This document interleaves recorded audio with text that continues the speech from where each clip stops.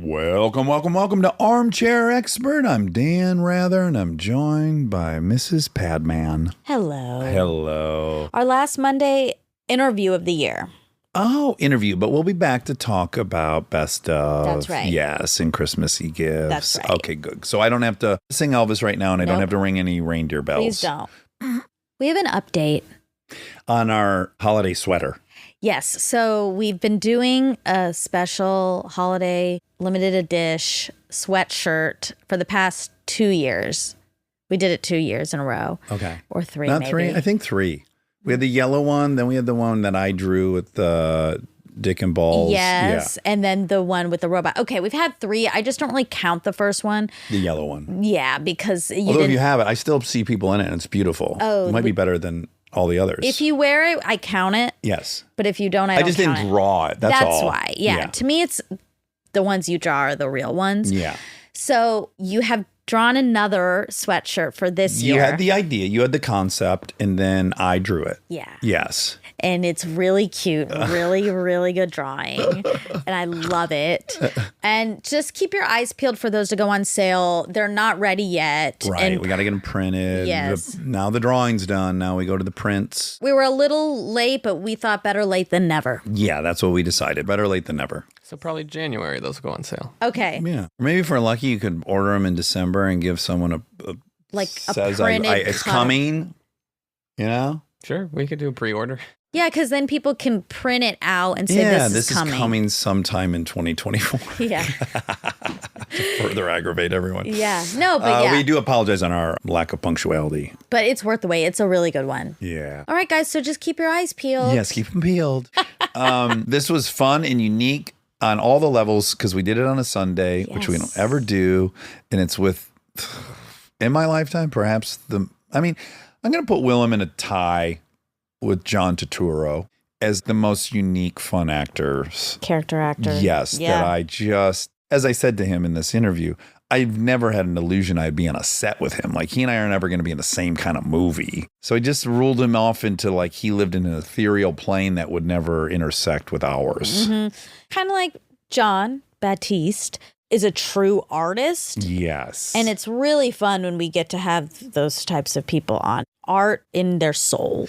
Yeah. Willem Dafoe, man, he's just walking the walk. He has been nominated 4 times for the Oscar. So impressive. Yeah. He, of course, was in Spider-Man, Inside the Lighthouse, Platoon. Whoa, best death scene of all time. It's iconic. The Antichrist. He has a new movie that is out right now in theaters with probably the best cast of 2023 imaginable. I want to say something real quick. The credit list is like dumb. Like it it's is like dumb to read his He's credits. done 150 movies. And then as you're talking to them, you remember he's in every single movie. He's in every movie. Yeah, at some degree. All your favorite directors he's worked with multiple times. Yes. Everyone loves to invite him back. Ugh. But his new movie, Poor Things, this cast is ridiculous. Emma Stone, Mark Ruffalo, our man Willem Dafoe, and the sweetest of all sweethearts from this year, Rami Youssef. Yes, Rami. And Gerard. And Gerard. Gerard is in this movie? Yes, everybody you'd want. This is incredible. Visually dynamite, of the cast of a lifetime. Please enjoy Willem Dafoe. He's an armchair expert. He's an armchair expert. He's an armchair expert. When you stay at the I can't sleep. And I thought, you idiot. Of course you didn't. I didn't think about it. Yeah. But it is so lovely there. I would feel the pull to stay as well. No, I like it. I like it. It's back up and partying over there. I know. Yeah, I mean, it's not what it used to be. As far as funkiness, it's nicer than that. Yeah. But I know. I wish I could go back in time and see it in its heyday. oh, God. One of the first times I ever stayed there, I was staying in bungalows, and the police lines were still up from Belushi. So it's really a marker in my head, you know? Wow. Oh, man. Classic Hollywood. I know. Room service was like just cheese sandwiches. You know? Really? Yeah, it was very down and dirty. Now the food's great. They've stepped it up from cheese sandwiches. Hey, How are you? How are you? Very good to meet you. Welcome. Welcome. Thanks. So sorry, I guess I'm. No, I'm early. Oh, You're how good. early were you? How long have you been I'm here? an early bird. 15 minutes or something. No! Oh my gosh, I'm so sorry. You were offered coffee and I'm good. water. I'm good. Okay. Beef Wellington, a baked Alaska. Oh, you got a piece on. I do get a piece. Shit, we got to coordinate that one of these I times. know, we will. Mr. Dafoe, welcome. Oh, what's up? How are you? I'm good. Have you ever done? Surely you have. Podcasts? Yeah. That's one question. Very And- few. Okay, which ones? I can't remember. Money I just line? did one.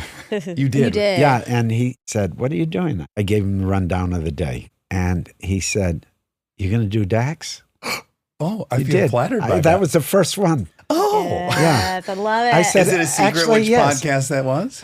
Sam Harris. No. Oh. Joan? Sam Malone. Faragosa. Faragosa. Faragosa. Sorry. He's a young You don't guy. need to do this. You don't He's a need. I young was just guy. curious. No, I'm curious. No. But I give him- feel we'll give him a I shout immediately out. like him that he thought we would be on the list. No, he was like, yeah, of course. Oh. He was like, in fact, I said to the guy, are you in competition? Sure, No competition.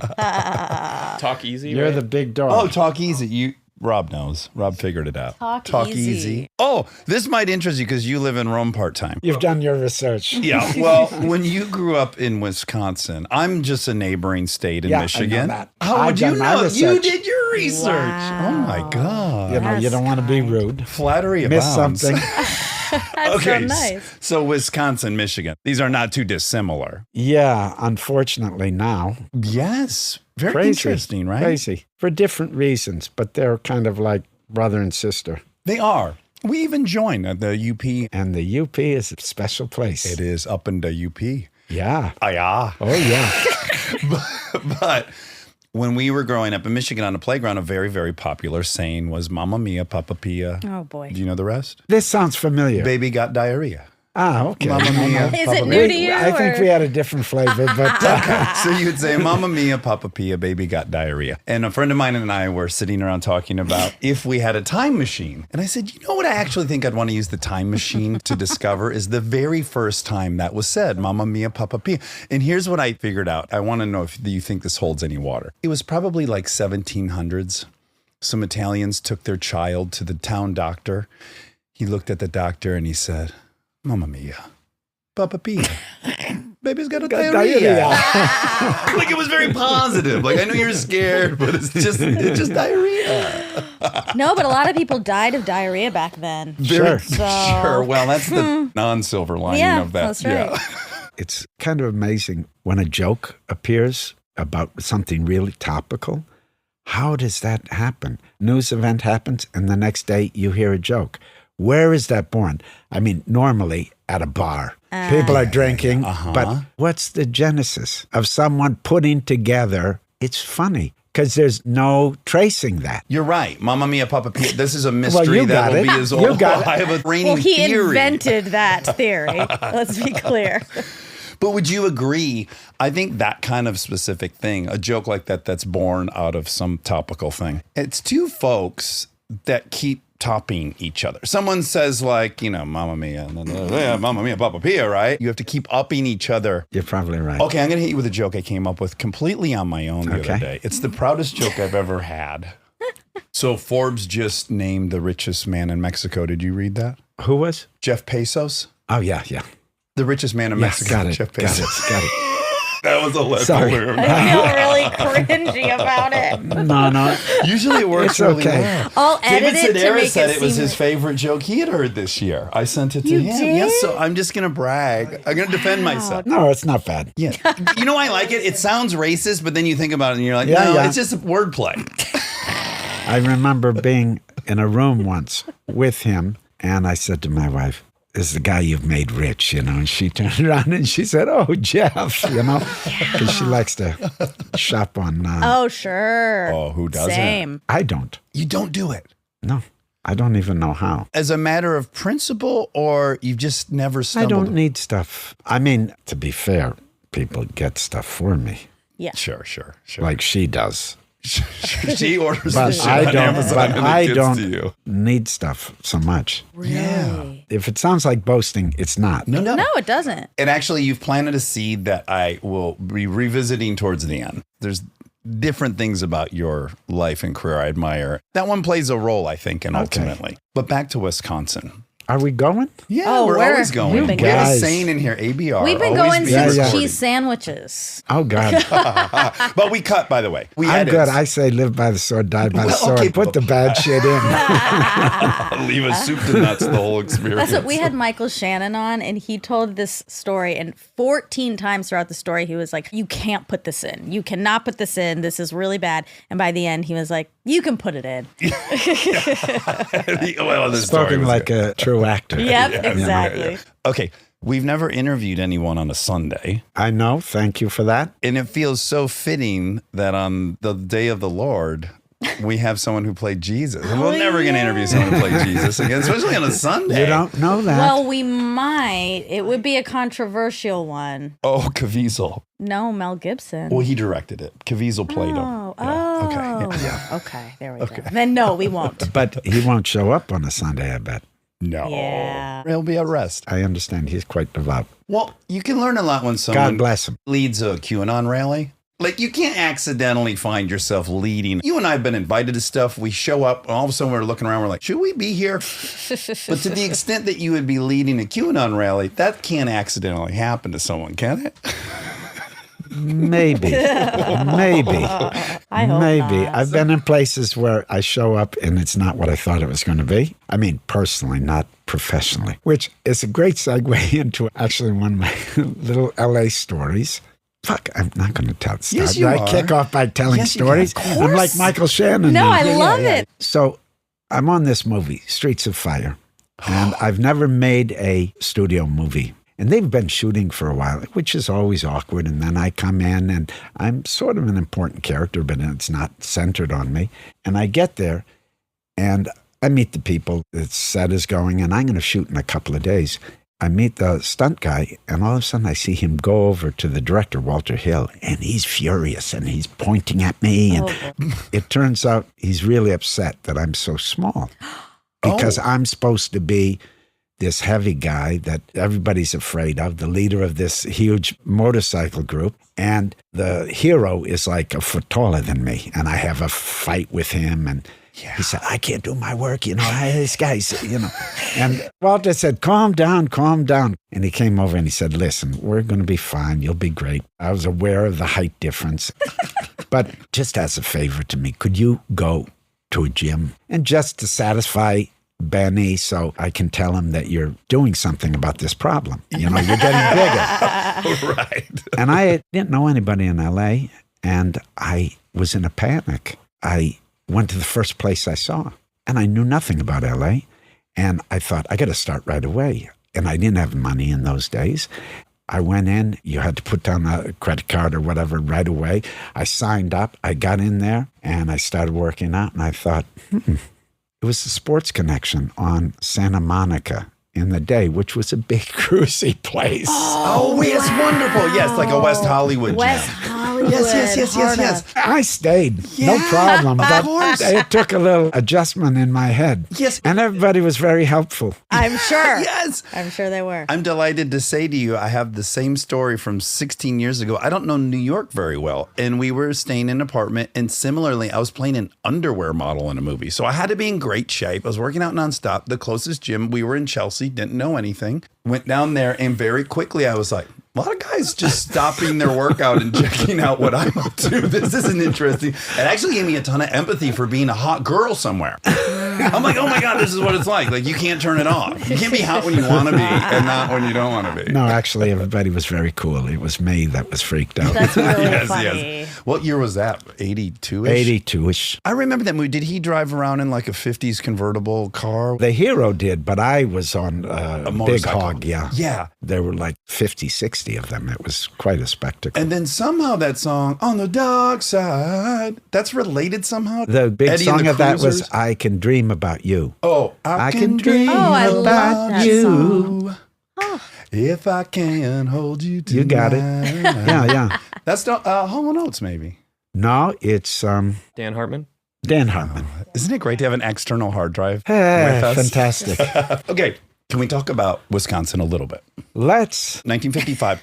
Dad's a surgeon, mom's a nurse that actually works with dad. Yeah. That feels very impossible and hometowny and neat. And also 8 kids.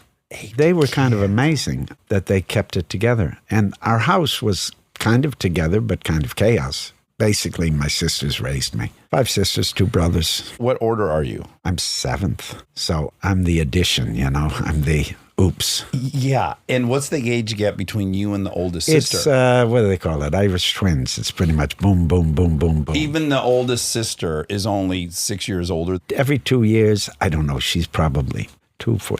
Figure it out. Help me. We'll do fast 2, 4, math. 6, 10, it's like more than 10-ish, 10 years. 12. Okay. 12, 14. Because you're 7, Yeah. 14 Yeah. years. Okay. In my experience in life, guys who had many older sisters really, really did well in the world I've seen What this to be true. respect. in a lot of ways. They know how to talk to females. They've been dominated by them because they're older. And so they have a respect for them that your average oldest boy doesn't have. I think it's a good way to go, is what I'm For saying. me, it was great because I became the fly on the wall. I got a lot of inside information, Okay. Yeah. and they gave me a big education.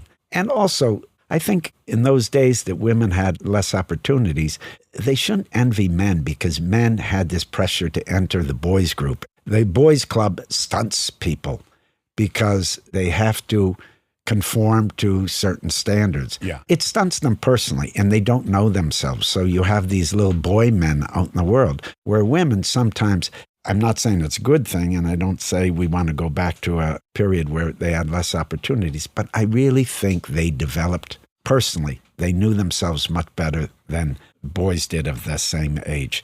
So that was even my experience in my family. My sisters were very together, and I don't want to say my brothers weren't. Knowing only about one of your brother, that seems obvious that he had the list of things you should do to be a man. He followed in my father's footsteps, and the other one just beat me up. For his amusement. He had fast hands, man. Yeah. Was there a rule in the house, no punching in the face? There were no rules in my house, but I was fast. I mean, fast in my legs. I was a lover, not a fighter, always have been. I got to state some global thoughts I have about you because you'll understand where each of these things were landing. You're so interesting. It's insane. In fact, I can't even believe I'm meeting you because I didn't do the kind of movies that you did. And there's no way I was going to meet you in that way. It's never too late. It's never too late. You're right. right. You're I'll right. come over to your side. I'm out of retirement. Let's go. Idiocracy fan here. Oh, that's always wonderful That's to hear. funny. You're an enigma wrapped in a whatever the... I'm a pig in a blanket. Oh, you're a very eclectic, interesting, intriguing unicorn. And it's hard for me to picture you in Wisconsin. And I have to assume you were probably hungry to get out of there. I was, and not for any negative thing. I mean, I think I grew up in a good way, but I always sensed there was another world out there. And I always wanted to get out there. And it wasn't a specific ambition. I was always interested in performing. I was always interested in making things, but it didn't make any sense that that's something I could do for a living. And I don't mean that in a coy way. It just wasn't practical. You certainly never bumped into anybody in Wisconsin who was a professional actor. There were. I remembered I was thinking about the musical Hair the other day, which somehow sometimes stays with me. Yes. I remember seeing that in Chicago, and it's the first time I saw naked people on stage, and I thought, that's cool. People do that. I want to do that. yeah. But actually, one of the original cast was from my town. Oh, really? And then also, interestingly, you have 2 other famous people from your town. Two, very specific. The pride of your town. The Joseph pride of my McCarthy. town is, no, he's Who'd you say? Joseph McCarthy. Joseph McCarthy was from my town. Wow. Isn't that wild? That's crazy. And Harry Houdini grew up there. He wasn't born there because I think he was from Budapest. Yeah. But he grew up there. His father was the cantor at the synagogue. And then died in Detroit. At a show. Got punched in the stomach in Yep. Toronto. Then Oh, came God. down. It's wild, right? Yeah, I think about Harry Houdini more than I should, probably. I do as well. And I have to say, if I had to say there was a Harry Houdini of acting, I weirdly, if I had to just pick, I'm not saying it's a perfect parallel, but here's your group of actors. One of them you have to say is Harry Houdini. It's kind of you, I think. I like that. Yeah, right? I like that. You have that. Like when he goes home, do bats come out of the rafters true. and greet him? Like what's happening? Houdini almost feels a little too commercial. Oh, interesting. Yeah. Well, don't forget Spider-Man. He made his way. What do you latch on to about Houdini that is interesting? He's a guy that devoted himself to kind of a strange profession. Yeah. Studied all this stuff and then found a way to make it performable. And a certain kind of mastery of his breathing, his body, those fall in line with the ambitions of training your instrument, as they say. Just a guy that sees something and goes towards it and works very hard on it. And then, of course, the fact that he dies tragically is juicy. But there is, I think, a perversion and an occultness to his pursuit. Oh, and part of what of course. makes it so exciting is that he committed to it and the world caught up with it. That's it. I guess that's what I wanted to express about him being a commercial success. That was also a time, well, I don't know his years enough. Hey. Wobby wah. Let's get some data coming our way. But you know, an interesting period was when there was an explosion of all these healers and these people that were into seances. Mediums. Yeah, that was a very big tradition for a while in the United States. If I can add to that, Lincoln had seances in the White Oh, House. man. It was so common. Do you have a date for us? For Houdini? Yeah. 1891 to 1926 was when he was active. That's much later, actually, because I think it was post-Civil War where there was this boom of all this spiritual crossing over to the other side and the beginning of all this research. Yes. I have a little story about Houdini that I thought was kind of cool. A friend of mine, who I basically grew up, he was a Greek-American guy, and his father had classically a restaurant. Yeah, wonderful. Cheeseburger. And Textbook. I used to hang out there. In fact, I lived at his house. My family was so big that sometimes they didn't even know I was gone. I just had my own room at his house. And they had a fire at their restaurant, and they found a new place. And someone said, you know, this is where Harry Houdini lived, as they were remodeling the place. And one evening, we went there with a Ouija board. Oh, wonderful. And we said, Harry Houdini, if you are here, give us a sign. So the planchette would go, E-W. No, try again. E-W. Try again. E-W. Okay, this thing doesn't work, or he's not here. Eric Weiss was his real name. No. Oh, my Yes, ladies and That gentlemen. is so scary. I love it, though. I'm so scared right now. Oh, I love that. I remember it so well. But here's where I'm getting at. I wonder if you had that fire that you felt. I feel like a peculiar insect here. If I go somewhere else, maybe it'll make more sense. I did. And also, my father was from Wisconsin, and he grew up in a country school where he skipped like 4 grades, but he had a good education. It was kind of depression time. He went to Harvard Medical School before he could shave practically, went to Mayo Clinic. Wow. So he had an ambitious background. And my mother came from a blue-collar family. Her father was a union organizer and a milkman. And she grew up in Dorchester.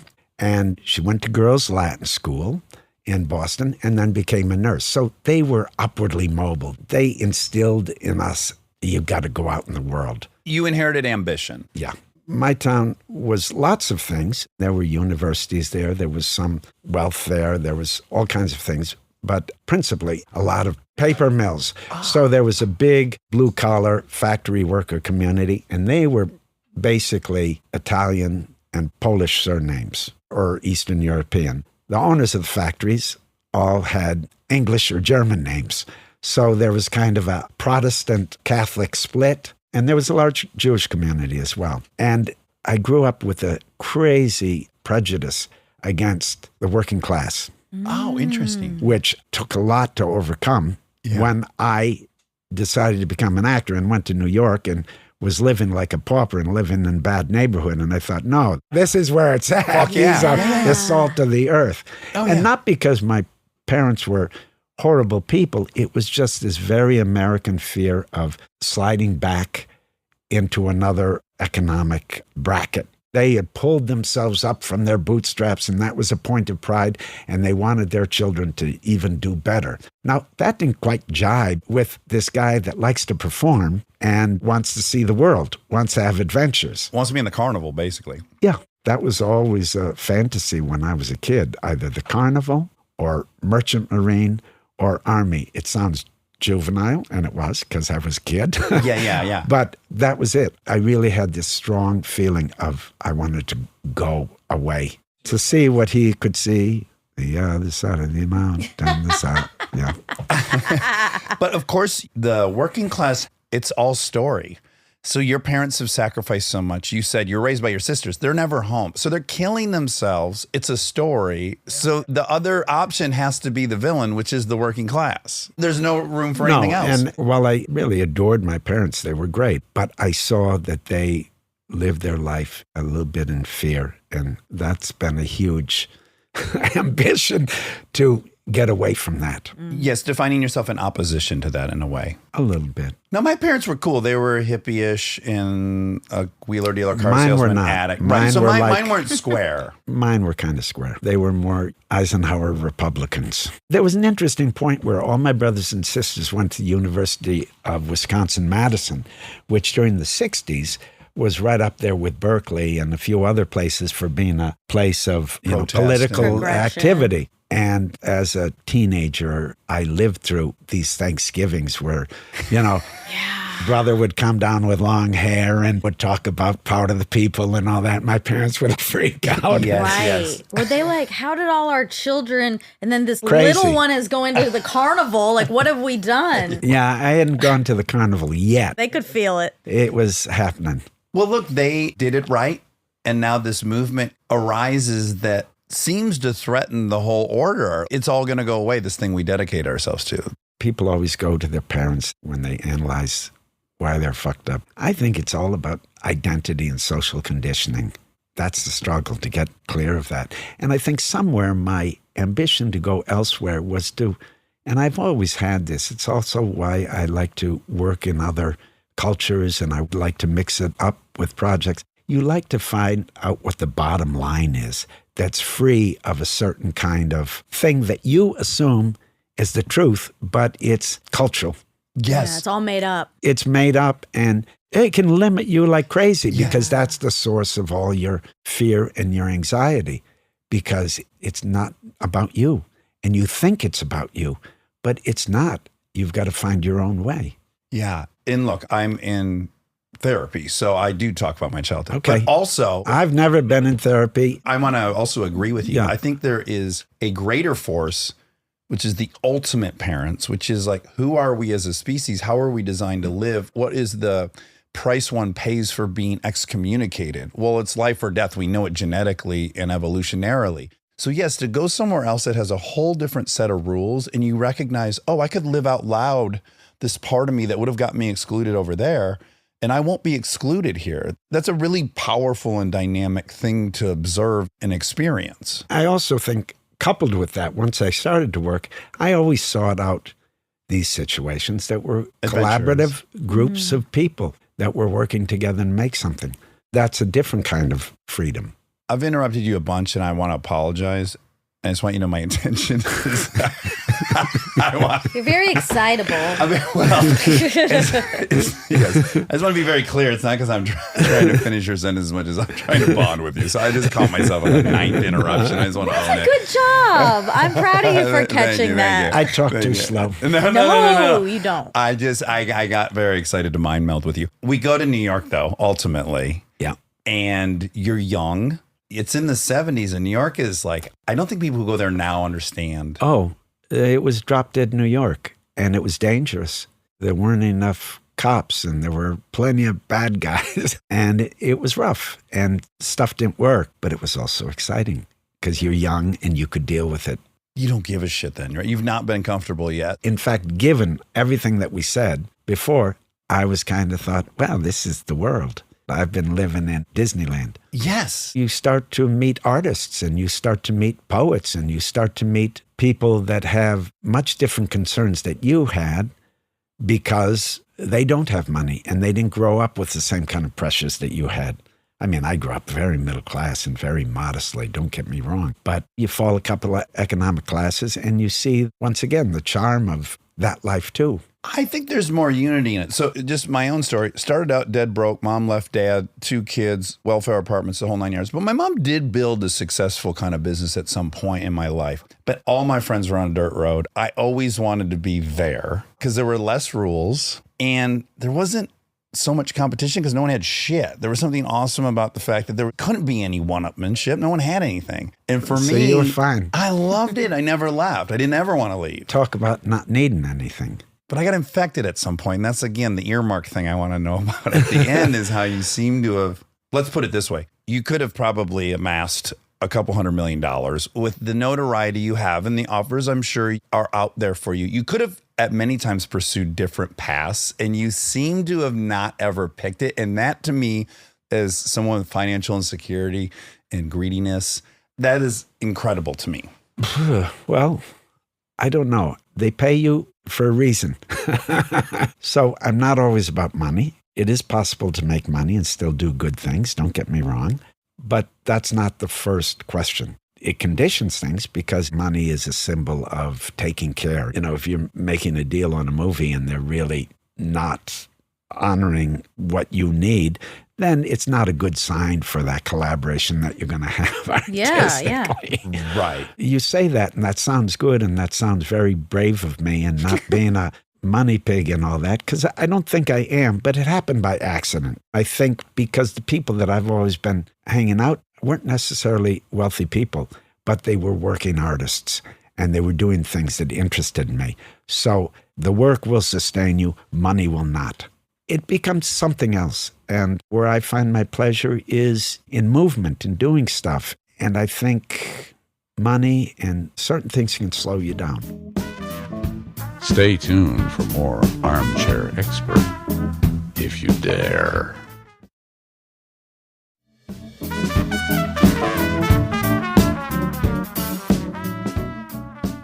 Okay, we don't like parent stuff, but as you're talking about it, I'm thinking, well, one difference between you and I is I was growing up with nothing and the goal was to amass something. And you grew up with something and you were like, yeah, this ain't that great. So you kind of already maybe started at the finish line. Maybe that was helpful. I think that's fair. Also, I used to always get annoyed when there would be an interviewer talking like this and we'd go back to when I was 10 years old to talk about my family because so much has happened since that. It's like, Yeah. get over it. And I guess I'm a little more tolerant of that now. But still, I think the formative years didn't necessarily involve my family or those early years. The formative years was when I was in New York with the Wooster Group, this theater company. That was probably the thing that had the strongest mark on me. Did you have idols at that time and did you have fantasies of what you were trying to do? I'm sure I did, but I remember when I first started hearing about Jerzy Grotowski, who was this Polish theater lab. Do you know that? No. He was a guy that took basically a student group and he was quite radical and he limited the amount of audience that they could have. He developed these exercises. Basically, it was to bring the actors to a place where they'd have to surrender because they were so physical. And he'd employ the language of these exercises in the show. It was based a lot on ritual. He told many stories with kind of classical or religious themes. I was very turned on to that because he wrote a book called Towards the Poor Theater. That was like a fantasy, having a purity to what you do. He was interesting because he just worked with the student group and they totally committed to him and they became great performers. I never saw them live. I met some of them. I worked with one for a little while, but I saw videos of some of their performances and they were electric. And you wanted that experience more than you wanted to be one of those people? I even wanted to be one of those people. But okay. It was very far from me because they were Polish and a different tradition. But Sure. in working with this company in New York, we toured a lot. And I saw a lot of different theater companies and a lot of different theater traditions. And that turned me on. And sometimes I'd see performances and the performers were so electric that I would have an ambition to be like them. Would you experience envy? in those Of moments? course. And I'd say, how beautiful that is. They give me so much. I wish I could do that for somebody. Right. That's not an obsession, but when you say, oh, did you have an, I was ready to say, nah, I was just chugging along, trying to figure it out, which is sort of true. Yeah. But then when I think about it, the people that really turned me on were usually artists or these really extreme performers that were electric, but had no celebrity necessarily and had a very modest lifestyle. So that was sexy to me. That's the group you were trying to be in, which makes sense that the money doesn't become the thing to get. It's artistic integrity and the approval of artists. Yeah, or just learning to do what you do so well that you didn't need anything else. The work would sustain you. I still, on some level, believe that. And that's not just for actors. You look at some person that has a little cobbler shop and they do fantastic work. Oh, I think these genius welders in the automotive world, they think of a thing and they turn it into steel and they're in there for 3 days. Wow. That's it. It has to do with the quality of being there. And as long as you can sustain that, still that is my ambition. From what I'm gleaning from you, it seems to me you're not terribly preoccupied with the grand story you're telling of your life. Is that fair? I think so, because I'm happiest when I melt into the action. In the same way that I'm happiest when I feel like I'm functioning in a group of people making something bigger than me. It's very important to get away from yourself. And that doesn't mean it's not personal. In fact, it becomes more personal. And it maybe sounds precious. As an actor, you're part entertainer, you're part clown, you're part artist, you're lots of things. But the irony is it's about disappearing and finding another way of being and leaving yourself behind. Because the second we're born, we're always constructing these things that take us away from ourselves, these identity markers, and we become slave to it. That's hard to beat. You need some to just make breakfast and have Function. relationships Yeah. and know how to talk to people and function socially. But you've got to develop an awareness to see where you're leaning for certain behavior, for approval, for acceptance, for reaching that goal that you haven't examined, but you've accepted as a goal that you have to reach. All those things. I think that's what makes us sick, these things of identity, these things that work on you to fool you into thinking something that you're not. There are ways to survive in the world. We're all trying to find strategies to survive in the world in the most pleasant, best way that we can. Yeah. And I guess one thing that's great about performing, not that you use it as therapy, but sometimes it can open your eyes to other ways of being. And it can break that kind of stronghold that you have on what you think is normal and what you think is you. That fits nicely. I mean, we don't have to dwell on it, and I'm not being cute here, but that's one of the nice things in Poor Things. It's about a lot of things. It's a complex, interesting, funny movie, but it's a lot about identity and social conditioning and sexuality too, but it's very much about identity and seeing beyond what is normal. Yeah. Are you into mushrooms at all? No. Okay. If you take Michael Pollan and you read the book and it's explained to you biochemically what happens that makes them magic is simply it interrupts a channel in your brain that communicates with the area you store your identity, this construction, okay. right? So a lot of end-of-life doctors recommend taking it as you're nearing the end of your life because it liberates you and frees you from this construct of your identity. And it actually lets you experience the stuff that is primal. As you say, everything we would use to construct our identity, we're going to be using all modern things that have only existed for 80 years, right? I'm an accountant. I'm a libertarian. These things are like 90-year-old mental constructs. Yes. They can't possibly be what identity is if we've been here for 300,000 years. And so mushrooms kind of does that for you. And to me, it sounds like your work as an actor is in a way like taking mushrooms, and that you do separate yourself to some degree from your own construction and you take on someone else's, and then it must be a euphoric and liberating, transforming thing. In theory, and it can be. And the only reason why I'm quick to say no about the mushrooms is I've got a kind of discipline where it's got to come from within because I get up in the morning. How does yoga play into all this? That's part of it. So what else is on that agenda? Pretty much that. Yoga. Yeah, and Do you certain meditate? practices, yes, But you don't want to talk about it. exactly. Okay, wonderful. You know, it's like talking about religion, you know? Yeah. I mean, it's not, but I don't like it only because it's like, I have something that you don't have, you know, I am. Oh. I don't Spiritually know, it's evolved or like- self-actualized. Yeah, you know, I mean, everybody's trying. And I'm one of those guys that's trying, but I don't want to talk about it. Yeah, that's fair. Hopefully, with time, I'll get articulate in what I do, that can be an expression of those things. I'm not going to ask you to talk about it, but I'm curious if the motivation not to is that it would feel disrespectful to what it's giving you to go talk about it. No, it's just, listen, if no my one's world, business. if my world is different, nobody's, you know, yeah. Yeah. That's Yeah, good. yeah. That's a fair Nobody's answer. around. Nobody's around. And without any confession, for example, in America, we're obsessed with drugs. We're obsessed with going out to things outside of ourselves to make us feel better. It's really less true other places. Yes, there are plenty of drug problems other places.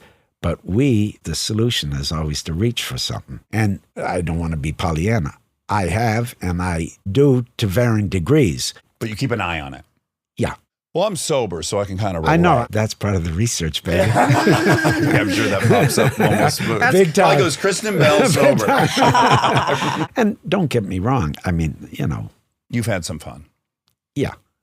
And I've always been interested in people like Timothy Leary and Hunter S. Thompson. Adventurers, Yeah. when you've played a character where that's an element of their existence and experience, do you allow yourself to live as they do a little bit? No, for example, I did this film that Patricia Arquette directed called Gonzo Girl, and I play a Hunter S. Thompson-esque figure, and I felt no desire to get coked up and drink all the time, and that quite publicly was his story.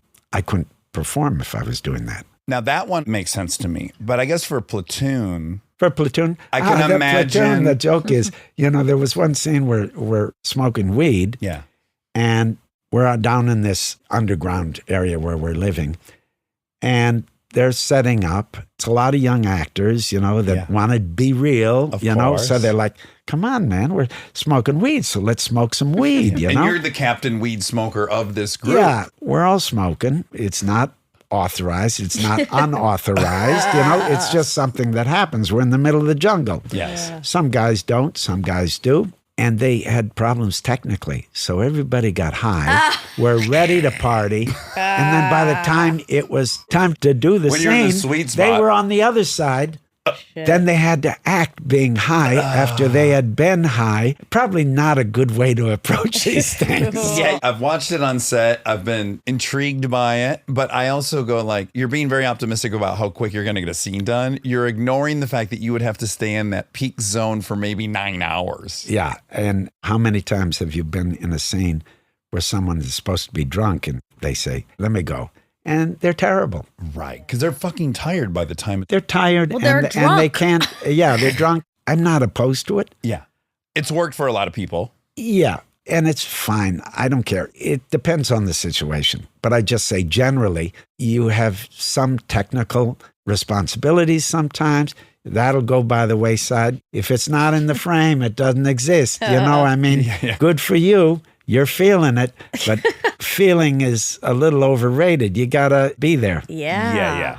You've expressed at least that you're the type of person that loves just being the instrument to the director. You enter it literally going, I'm a piece of how they're going to make this painting. You've said I'm the paint, I'm the color, Yeah. the canvas. which I'd like, but have you found yourself, we only happen to know about this because we interviewed a guy who does a show. They take movies and they do a whole episode on it. And we listened to the Platoon one, which is really fascinating. Paul Scheer, this comedian, it's a great episode. Breaks down the movie. He's a comedian, but he's like a film guy. Loves film and he's brilliant. He's like a historian and they're going through the AFI list and then they watch it and then they go do an episode about it. And then they might do some interviews and such. So they interviewed some people from the Platoon movie. They didn't interview me. Unfortunately and sadly. No, it's they okay. That's did- because rumor is you don't do podcasts very often. Hey, at least from what we listened to, there seemed to be a lot of psychodynamics being played with in the environment, cool things being used. And I guess I'm wondering, knowing what I know about you, when you're there, can you just drop into that and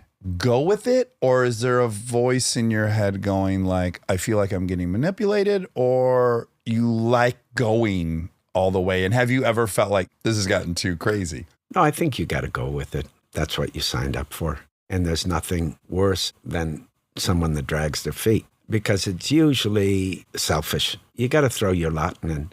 But of course, if someone misbehaves or someone is abusive and it's too much for you, then you speak up. I've been in that situation. The joke is oftentimes when directors are rough or abusive, the actors like it because they get a result.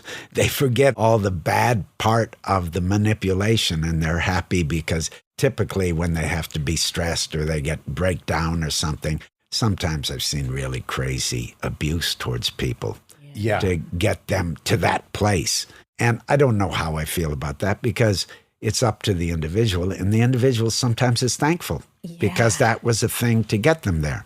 And they'll survive it. And in the end, they'll look back and they'll say, oh, well, I let something go. Everybody's different. There's no rules. But I think the problem is when you start dragging your feet, then that stops the adventure a little bit. Yeah. Because what are you protecting? Well, right. You're But sometimes protecting it's hard to your know, place. You're not united anymore. You're separating yourself out. But you got to be careful. If there's abusive stuff going on, then you got to speak up. You landed, it ended up being the very last flight into the Philippines, and the revolution started the next morning. Crazy. Talk about out searching for adventure. Oh, God. And there weren't that many people there because I went early, because I wanted to hang out and have a little adventure before the adventure. Because I was flying from New York, it was a long flight, and I took a nap after, and I opened my curtains. I was in a high-rise hotel, and I looked out, and there were tanks on the street. Oh, my God. And then I turned on the TV and saw that the rebels had one station and the government had another, and it was a revolution happening. Now, thankfully, it was fairly bloodless, but in the beginning, I could hear gunfire, this kind of thing. And then I got a call, sit tight, the movie's canceled, we'll get you out when we can. And I thought, okay. So then I found a couple people, like the producer was there, Alex Ho, and Bob Richardson was there, because they had expelled a lot of Westerners right before that. We went out on the street, and 1 million people went to create a blockade around this army base because those people were not going to put down the revolution. And Marcos took his loyalists, and they were going to march on these guys. And 1 million people went to surround them. So it's basically like, bring it on. You got to kill us to get to them. And I was in that crowd. Oh, my God. And I was one of the few gringos because they had expelled everybody. So it was a very high feeling. And people were feeling the pride and the power of people getting together for a cause. And it was spectacular. And Bob Richardson was filming a little bit. Oliver, I don't think, was there. And when Oliver saw the footage, he said, gee, I hope you're better in the film than you were in those videos. He said, you were kind of self-conscious. Well, that's a fun question, isn't it? Do you find that, like, if someone starts filming me with an iPhone, I'm insanely self-conscious, and I think that's so bizarre that I'm an actor. You don't have things to do. You don't have things to concentrate on, so they're filming you as Dax without that filter or without that purpose. Or an agenda or a game plan. And you attach to that. I'm speaking for you, for me. As you should. You know You're what I invited mean? to. Same thing happens with me. You hear all the time, oh, actors are shy people sometimes. It's a little true, because you're always fooling with your identity, unless your business is, and some people have done it beautifully, their business is to create a persona, and they use that iconographically. Movie stars is a perfect example. Someone Clint that's a Eastwood. stone cold movie star. Tom That's Cruise. it. And they go through these stories, and they're very beautiful because you can use them and you can build the stories around them. Then there's the other people that bend themselves to the story. Yeah. Yeah, and there's no hierarchy. It's fun to watch both. There are people that are in one group that I adore, and there's people that are in another that I adore. Yes. This isn't a question. This is just an observation. So you were in Catherine Bigelow's first movie. I was. Her first feature. She had made shorts and things before that. You're like, give you a heart attack gorgeous. I was watching it and I was like, I look like a little kid. oh no. I mean, you are kind of earth-shatteringly gorgeous in this. I just was watching this clip. I was like, holy fuck. I mean, you were a smoke show. Oh my God. I didn't know. You turned into the most interesting face of all time. But back then, you're just straight up walking to a bar. People are going to say hi to you. Oh. Yeah. I don't remember it that You way. should I really watch don't. it. I really don't. Wait, I want to look up a picture. You have to. The Loveless. There's a I look scene like of a them little driving baby. in a It's car. like No, same you're thing in To Live and Die in L.A. In those days, I would go out more and I'd go to a club and this massive, muscular, tall bouncer that was your idea of scary. You'd my be God, like, this oh, is crazy. Rick Masters, wow, wow. And I think, he bought it. I see myself and I look like a little kid. Yeah, this is crazy. How fucking gorgeous is he? It's like, Yeah, it's and kind you're of right. And it's heartachy. so young, little boy. Knowing that you see yourself as a lover, you weren't a fighter. When you have those showdowns with Berenger in Platoon, are those easy for you? Like, do you have to steel yourself?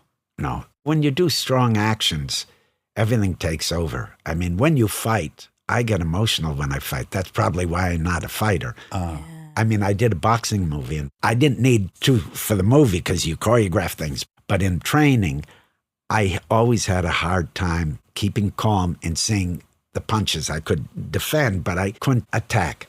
And not because I was against attacking, don't get me wrong. Once you engage me on that level, you become totally fluid emotionally because you lose your intellect, your pure emotion. You get into the reptilian thing. So when I'm fighting, That's the easier stuff for you. a little bit, it is what it is. If I know I got to go over and hit you and then you push me back and then I got to push you back, I can't separate myself. I know I'm not going to die. I know I'm not going to get hurt. I know it's even choreographed, but just physically that, it's like when someone slaps you, you know it's coming, but This is the younger brother thing. I'm a younger brother too. You spend most of your life waiting for your brother to come and slap you in the head or just get you in a headlock for indiscriminate reasons. And that's your life. yeah. The directors you've worked with are incredible. And then you have this pattern of working with them a ton. There's so many good ones. Robert Eggers and Martin Scorsese, Paul Schrader, Wes Anderson, Abel, Lars, my wife. your wife, Julian Schnabel. Are you very director driven? I want to know I what am. percentage I am. is a script and what percentage is the director. Because you said something really cool about Poor Things, which is like, you don't know what the tone of Poor Things is when you're making it. You see somebody's work, you like what it is, you want to be in the room with them. You're kind of curious, how did they do that?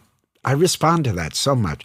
So you get in the room with them and you enjoy being with them and they find you useful. So they ask you back and you create a shorthand and you can give yourself more easily because you don't have to establish a trust because you're already in. You know that they'll protect you. Yeah. And also, if you give yourself to someone, you don't know how the movie's going to be, but you know why you're doing it. And I like also the idea of being part of the fabric of somebody's work.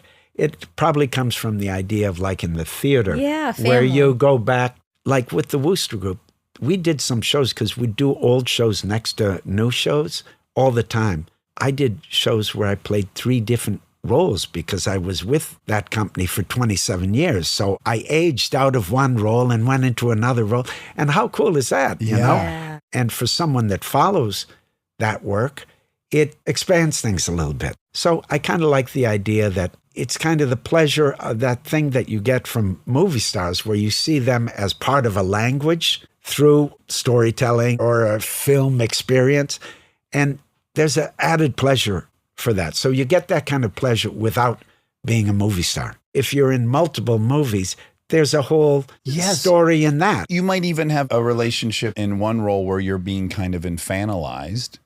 And there's another role where maybe you're being feared by the director. Like you could have all these dynamic relationships It's driven true. by whatever character you're playing. It's true. That's kind of fun. It's almost like role playing with a lover. Yeah. But And then the audience without the sex. And I was going to say, Who knows? We'll see where it goes. But it is funny the way well, you your just, wife, you said directly. yeah, listen, My two major relationships in my life have been with Female directors. Yeah. That says a lot about you as well, that you won't want to talk about. Do you have a general reservation? Here's one that I just have. You could just be private, which is totally respectable, but there also, we've talked to many actors that struggle with the notion. I would imagine, particularly for an actor like you, that takes huge swings, plays big characters, that you want to have that option at all time, and you don't want people to know terribly much about you. Do you have any of that? Yes, but then, as we're experiencing right now, push me and I'll talk. Yeah. No, I'm social, and sometimes you use press or whatever to kind of try to articulate what you're doing. And also, it's fun sometimes. I got to admit it. It's forced reflection. It is, exactly. It's just in public, which is weird. But sometimes I kick myself and say, why don't you just shut up? Because I think it's better not to know anything about the personal life of an actor, because you carry it when you see that person on the screen. I just know that personally, if I know something really unsavory or I don't like about a person, it affects how I can watch them. If their politics really are repellent to you, it factors in when I watch them. You can't help it. So in a way, I like to do press. I like to support movies, particularly movies that I adore. But even movies that are flawed, you go to bat for it because you were there. Yeah. You've been in 150 movies at this point. Yeah. Would you agree? I say this all the time. Like, I never will say a bad thing about a movie on here, ever in public. I think that's good. I will say good things about movies, so you can kind of read between the lines. My thought is like having every one I've done, we tried our hardest. I've literally not been on one where I was like, no one here is trying. I've been on somewhere I'm like, I don't think this can add up to much, but you're trying. I think that's true. Also, I always remember, I really don't want to say the name because he's dead, but there was one actor that was very popular, but he made bad movies that I didn't like. And then I remember that I saw him in a movie where I thought he was really great. And then I heard an interview with him, and he said, oh, there's one movie that I hate. It was the one you loved. And the movie I loved. Part of me says, who cares? But another part of me, it was disappointing. Yeah. I was happy that I liked him in a movie. Yeah. And I liked the movie. Yeah. And I had theories why that was good. And the fact that he was so counter to that disturbed me. Okay, this is great. I had this experience. My very, very favorite drama of all time, for whatever reason, I couldn't write a paper on why it's good, but Thief by Michael Mann. And again, I won't get into particulars, but I'll just say I had watched that movie upwards of 100 times. And then there was a DVD with the commentary on it where you got to hear all the actors talk about what was. And it ruined it for you? I fucking regret listening to that much. Yeah. So I do relate. Like I was like, nah, I don't want to know that. I thought something else was going on that I was really vibing with, and it wasn't that at all. That's so funny though, because I'm the opposite. I want to know everything. I want to know all the details. The commentary is pretty much my favorite part on DVDs, so that I could feel more a part of it. It makes you feel more connected or more on the inside or something. So I see both. It's true. Okay, I only want to ask you about two things, and then we're going to get into poor things. But for me, Wild at Heart, there's two things you're front row to. David Lynch, and for me, Nick Cage at like peak. And again, as a kid, he was my dude. What was that experience like? You were David Lynch, too, who's like on another planet, and then you have this actor who's on another planet, and you're on another planet. That was a very good experience. And the thing that is remarkable about it, first of all, yeah, it was exciting to be around David. I've worked with Nick another time, too, on a film called Dog Eat Dog.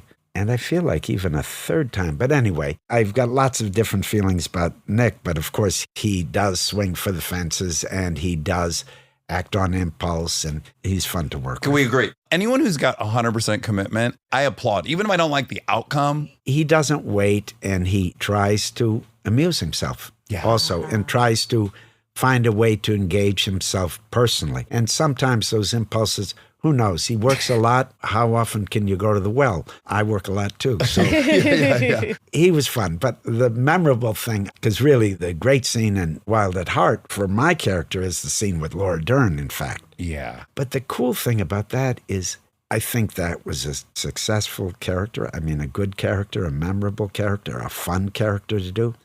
But I did so little. They gave me everything. They gave me a beautiful costume. No choice. No discussion. Lynch said, "You're wearing this." On a hanger.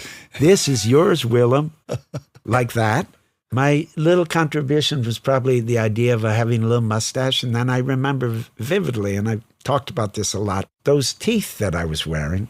You know, it reads in the script, broken, stumpy, yellowed teeth or something. And it's a perfect example of how actors can put limitations on themselves. I thought, okay, they'll just color them. Well, your direct quote I heard you say is, "Great, I already have them." Yeah. That's what you Something said. like that. Yeah, my he's teeth got are funky fucked up teeth. anyway. Yeah. And you thought And you were he good was to like, go. we got to get you to a dentist, Willem, to get the teeth.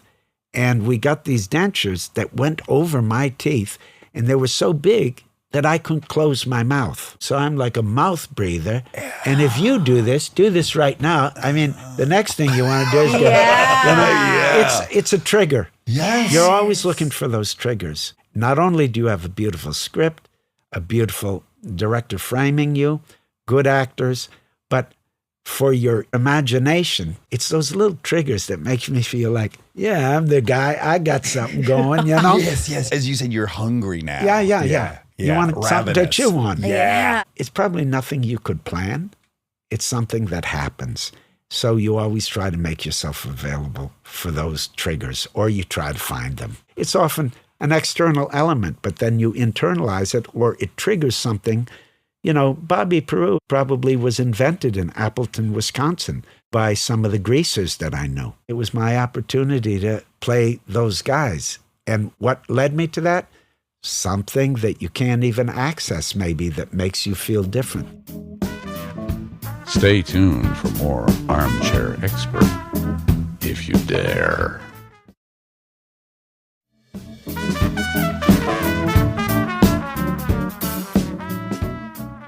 Okay, so I saw this incredible thing. These two social scientists, they had sat down, this is in the 80s, I think, to try to map every single facial expression. And they're sitting together for months doing this, and they're going through the list of every emotion, and they're trying to themselves make that, because they're trying to learn about nonverbal communication and what is all expressed in the face, and it's so expressive. And what they discovered in that process, that we, of course, think of emotions creating the look on our face, which is true, but when they were forced to make a sad look, well, lo and behold, the emotion then... You would become sad. Yes. Of course. And then they scientifically proved it, which is so cool. Yes. So it's like, yes, these teeth for you, they backfilled all these emotions. No, strike the pose and something will happen. See what happens. Make the movement and you'll have an association.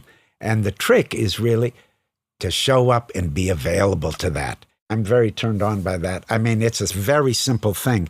But everybody thinks it's about producing things. It's about ideas. It's about choices. It's about directing something, about expressing, interpreting something. Okay, there is that. But the heart of performing, I think, is being open to these things that happen. Right. And they're handed to you by what's in the room, by the people that you're looking at. It's about receiving and dealing with what's there, because that roots it. All the planning and all the showing and all the ideas, then it becomes didactic. It becomes flat. It doesn't have life anymore. Well, you're just executing a plan. Yeah, some people do that brilliantly, and it's fun to watch, but it's a little closed. I mean, I think that's for life too. It is. Right? Instead of just always, what am I doing? It's what can I take in? What can I observe about the world that then affects you, as opposed to like, how do I impact the world? How does the world impact me? Okay, so on that, do you find that you're somebody who sucks people into their bubble or gets sucked into people's bubble? I get sucked in, I think. I'm the kind of guy that I go to a party and people have to drag me away from the most boring person in the party. Because I get stuck with them because I get into them, you know. Can you think off the top of your head, because there's one I want you to say, but just give me a couple of the actors that you've most enjoyed getting sucked into their bubble. Oh, fuck. Right? Because you're scared that you're saying now your favorite Well, this co-stars. is That's not tricky. the question. I know, It's just I right- know. But that's what comes to mind. We're being too protective. I could tell you where that doesn't happen. I You can tell you remember the ones that- negative. Yeah. I assume you're that sorry. person for most people. No, I don't know. Yes, I would think so. In those fake situations, you fall in love easy, you get mad easy. It's easy to empathize. That's the beauty of it. You're free to do that. It is a very bizarre, and as you're saying it, maybe it's the first time I thought about it, but in your life, you're trying to maintain some kind of status quo homeostasis, not let yourself get too up, too down. But then you have this job where it's like you go to set and you go like, oh, the goal today is to show the apex of human emotion in this moment and the nadir of human emotion. It's absolutely opposite of how you're proceeding It's through true. life in a way. But I never think about emotion, because to think about emotion is to think about effect. And to think about effect, that's what makes you tight. And if you think about effect, you're putting the cart before the horse, because you get to that funeral scene. And of course, if you're stupid, you're going to think, oh, I got to cry. The character's missing his mother. Yeah. What if you're there, you're purely pretending, and you think it's a beautiful thing that she's died, and you're kind of surprised, and it may not on paper make any psychological sense, but it's happening to you, and it's totally valid. That's when the beautiful things happen. That's why you can't get too upset. You've got to have a plan, and then you've got to discard it. Yes. I think. But I don't think about emotions. That's a little dangerous, and that's also what tightens you up. Well, when you think of the character has to cry in the scene, there's now an objective. And so now once there's an objective, there's also failures in the mix. Yep. Because in essence, you can't fail at it if you're just there. You fail to be there because you're outside of the scene. And this is personal taste. Everybody works differently, but that idea about substitution, like if you decide that you're at the funeral and you look at the body and you're coming up dry, so you think of your dead dog that you loved as a kid, and that's a trigger for you and you can emote, that's fair. But I think you're out of the scene. Yeah, you are. You're in you. You're you again. Yeah. And that may work fine, but somehow it feels too crafty. And we know this from some great films where you don't feel the acting because people are there. Look how beautiful it is to see movies where there aren't actors. Florida Project. Yeah, they tell you what to do because it's their life. Yeah. They teach you. You can't Hollywood it up when they're right next to you because they're living it. And you slipstream their life. Okay. The other last thing was, of course, Wes Anderson and Life Aquatic. Beautiful experience. I mean, I've loved watching you so much. It's so fun every time you pop up. But then just when you joined that world, I was like, oh, here we go. Yeah. This couldn't be more of a match made in heaven. It was fun. I would think of two for you Coen brothers. Yeah, I knew Fran very early, and she also worked with the Wooster Group when I was there. Oh, she did? Yeah. I'm such a fan And of hers. Also, I worked with her on Mississippi Burning, and we became friendly, and I knew Joel, and I liked their movies. It's one of those things where it just never happened. Once they asked me to do something more substantial, and I couldn't do it because of schedule, and they asked me to do a small thing, and I couldn't do it. So maybe they thought, No, there's still time. There's still time. Yeah. My question about Life Aquatic is, it seems to me, and I could be totally wrong because I've never been in a Wes Anderson movie, nor have I acted with Bill Murray. Bill Murray's great. Well, he's my North Star. He's always chasing something authentic. And you wouldn't think so because in his performances, he seems so wry and it's not glib, but I think he's always trying to find the truth. He's also very much about timing in the old-fashioned way. The rhythm of the delivery. Yeah. And that's something you jump onto? I did because I enjoy being with him so much. I think of you as my dad's. Yeah. He sets you up. It's call and response. And he's so good. He's slippery, God knows. But I really enjoyed that. And I like the role of, just in broad terms, the blowhard German. Yeah, yes. But there was such a weird sweetness to it. Yeah. That made it so three-dimensional. That's the idea. The guy that comes on like he's got it under control, but he's a little boy mess. He needs a dad. Yeah. But what I was thinking on the surface, just knowing what I think I know about Wes and what I think I know about Bill, is that you have on one end the director who is one of the most meticulous human beings to ever do the thing. And then seemingly you have the actor who's the loosest goosest, let's find out what lightning strikes. And you are somehow in the middle of those two things. That's good. That's good.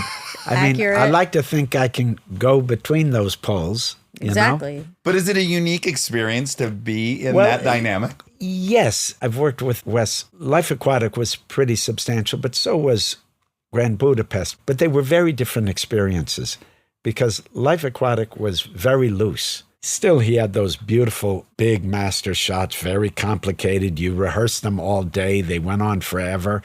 If you had a mistake or a stumble or anything, you're in the toilet, you got to go again. You do lots of takes, and then finally you get it because there's nothing to cut to. Yeah. Right, and to remind people, sometimes there's a cross-section of the ship, Oh, and that you're going section from I'm talking scene about. to scene to scene. Like, there's 12 scenes in 12 different locations, and you fuck up number 6. Yeah. Yeah. So it's crazy like that. But all the time he was adding elements. He'd be like, Willem, you go in there. And it was exciting. And I think he's got more and more articulate and more precise. So Life Aquatic was a little bump before that. That's fun. You've gotten to see the different iterations of it. And it's not a criticism at all. It's, in fact, a refinement. And Life Aquatic is very loopy, but the thing that I love about Life Aquatic is it lands at the end. You see all these floating things that you don't quite get them. You're laughing. They're odd. They're strange. They're beautiful. And then at the end, some of those things about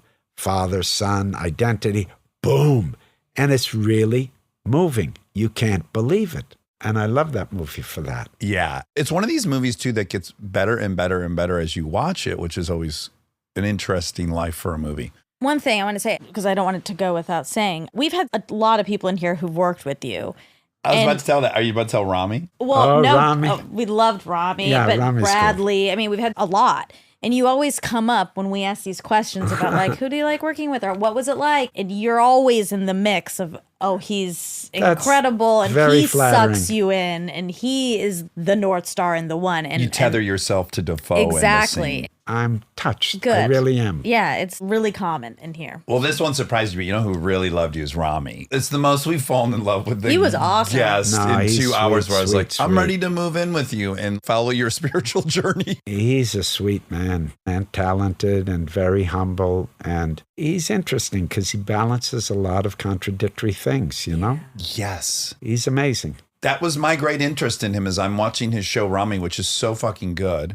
And he has this perspective, yet we're still adhering to this old thing. And that's confusing to me. And how are you making peace with this? And he's doing it. It's very fascinating. I get a sense that he's really got a calling. I agree. That's always beautiful. But he talked about being out at dinner with you in public. We had so much fun on that movie. And I'm not known as a funny guy. But in that crowd, I always felt like I was a funny guy. Oh, that's a That's good and that's fun. a nice thing. Yeah. Yeah, big time. You know, they'd laugh at my jokes. Yes. Not even laugh at my jokes so much as laugh at my making fun of them or making fun of myself. Yeah, yeah. But what he said is, and I guess I wouldn't have thought of this, but it seems so obvious once he said it, which is he has been around, quote, more famous people, but he's never been around. But he was saying, which is so true, and I weirdly kind of relate to it, you're so identifiable. You're so specific looking. So this happens to my wife and I. My wife is by all accounts more famous than me. But if we're in the airport together, they'll look at her and they'll go, oh, that looks like Kristen Bell. But they look at me and they're like, well, that's Dev. Look at that nose and he's fucking 9 feet tall. That's him. So I think you have that. There's no like, that guy over there looks like Willem Dafoe. You're like, holy fuck, it's Willem Dafoe. I'm shocked at how recognizable I am. Yeah. Yes. I remember even very early, New York City, still a little rough. I'm on the subway. I'm taking my kid, who's a little kid at that time, to the zoo, which is quite a schlep if you take the subway from downtown to the Bronx. And we go through some funky neighborhoods, and it's still when the subways weren't that cool. And I see this group of young kids come on the train, and they're looking at us, and they're giving me a hard look, and I'm thinking, oh, no, they're not going to give me a hard time with the kid here. Yeah. Right. They're looking at me, staring at me. I'm thinking, oh, boy, here we go. Oh, no. What am About I to get going to rolled. do? Yeah, yeah. So I'm ready, and I can hear them talking. And I hear, no, gotta be him. Nobody looks like that motherfucker. Nobody looks like that motherfucker. Oh, that's perfect and There's true. no way there's two of those motherfuckers on this planet. I like it and I don't like it. You know? Yeah, it's hard 'Cause to there's be no anonymity. anonymous. Well, I can deal with that. People are so sweet to me. Rami was saying specifically, not only are you insanely recognizable, but the effect, he said, is immediate. People are thrilled. I'm getting self-conscious now. Yeah, of course you are. But I really want to impress upon you. People are so nice to me that I try to give people as best as I can their time. I don't think it's about me. You know, when you take a selfie with someone and you put your arm around them and you feel their body shaking, it's the excitement of contacting something. It's not about me. It's about association and about people touching on something. People are sweet and they give me lots of good energy.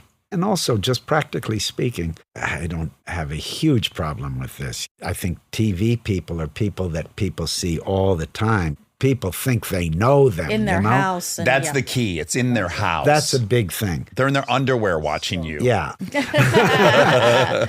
I don't have that problem, but I always feel like whatever makes it go easy, that's better because it's so much more work to say, not now. Weirdly is. And then you also feel shitty when I you walk feel away. shitty Yeah. and they feel rejected, so you've zung them for no reason at all. It's easier to go with it. Then sometimes I think I'm just small time and I enjoy it. That's also a That's wonderful way to healthy. approach it. All right, Poor Things. Love it. Will you pronounce the director's name? Yeah. Yorgos Lanthimos. I loved Lobster, but I loved The Favorite. We Oh my god. loved. Oh my I god. did too. What a fucking movie. And also I like all of his movies, but to varying degrees. I also like Killing of a Sacred Deer. Oh, yeah. That's a very interesting movie. Back to Houdini. Okay, Houdini. You see people, they do something, a director. I think there's overlap here.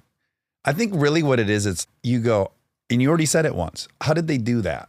I kind of want to get close. I want to experience it because ultimately I think there's a magic trick that was had. And you're like, I want to get in the workshop with this person. Yeah. And not even to demystify it. It's about you want to know where it come from and where it's going to.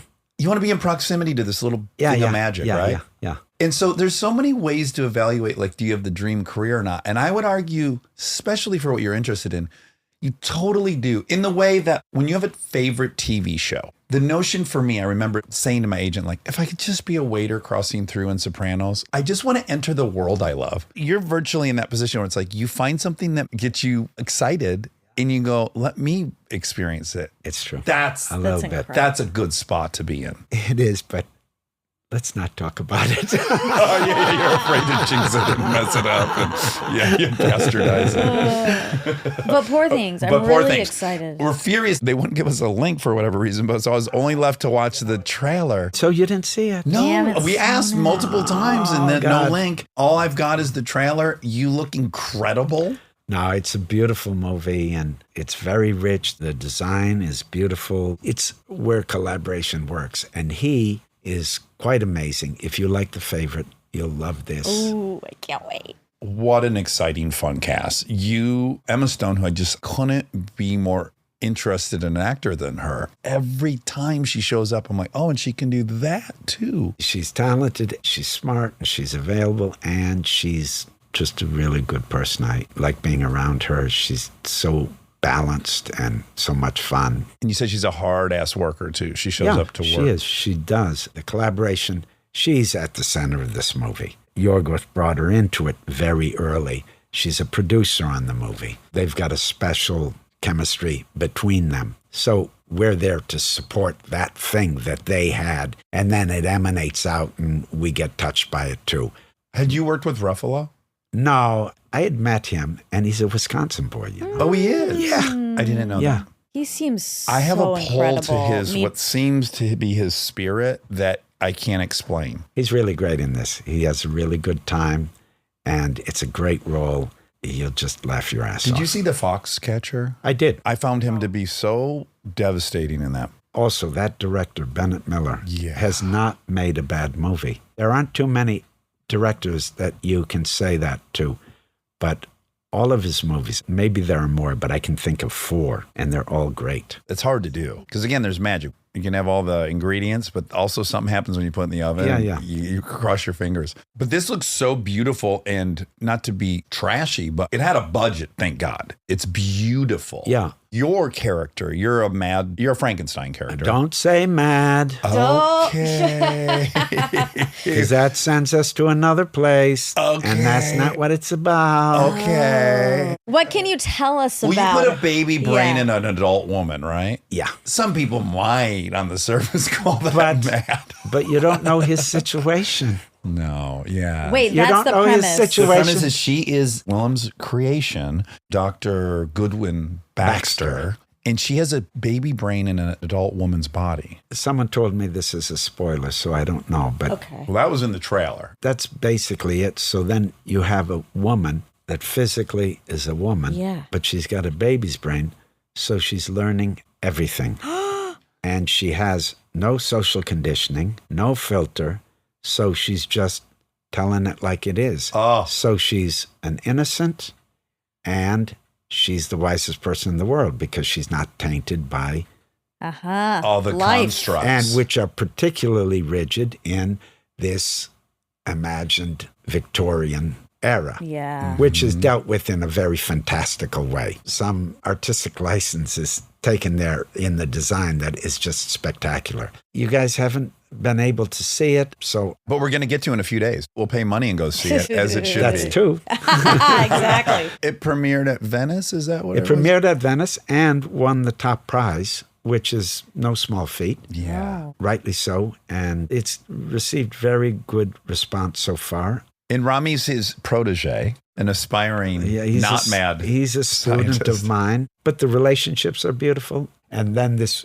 woman, I don't know what to tell because what's a spoiler? and Right. what's- That's the fear. You know, I'm excited to see her explore her sexuality. That was the part that gets Yeah, yeah. explored that I want to most see. Well, of course. Yeah. No, it's different. There's something deeper. it's very rich thematically, visually, such a detailed world, such a specific world. It's funny. It's a I'm beautiful movie. So excited. This is the movie I'm most excited about I'm this really, year. really pumped. By yeah. far. We'll go to the movie theater. See Okay. that. Well, Sorry, listen, I didn't know what a spoiler was. Maybe they're trying to. They might be trying to control it. not have the spoilers out early or Yes. something. And they know I'm a big mouth. Last thing, unsolicited advice. You don't need any. But did you see Triangle of Sadness? I did. Did you enjoy it? I enjoyed it, but he made a better movie. That Yes. is a perfect movie. Oh. The Square or No, Force no. Majeure? I thought Force Majeure. What a movie.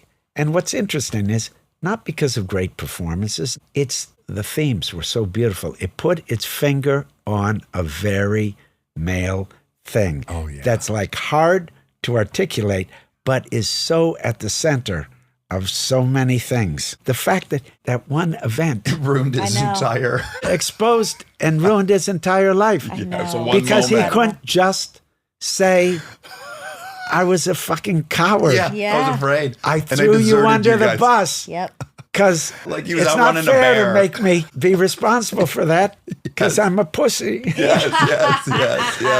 It's so good.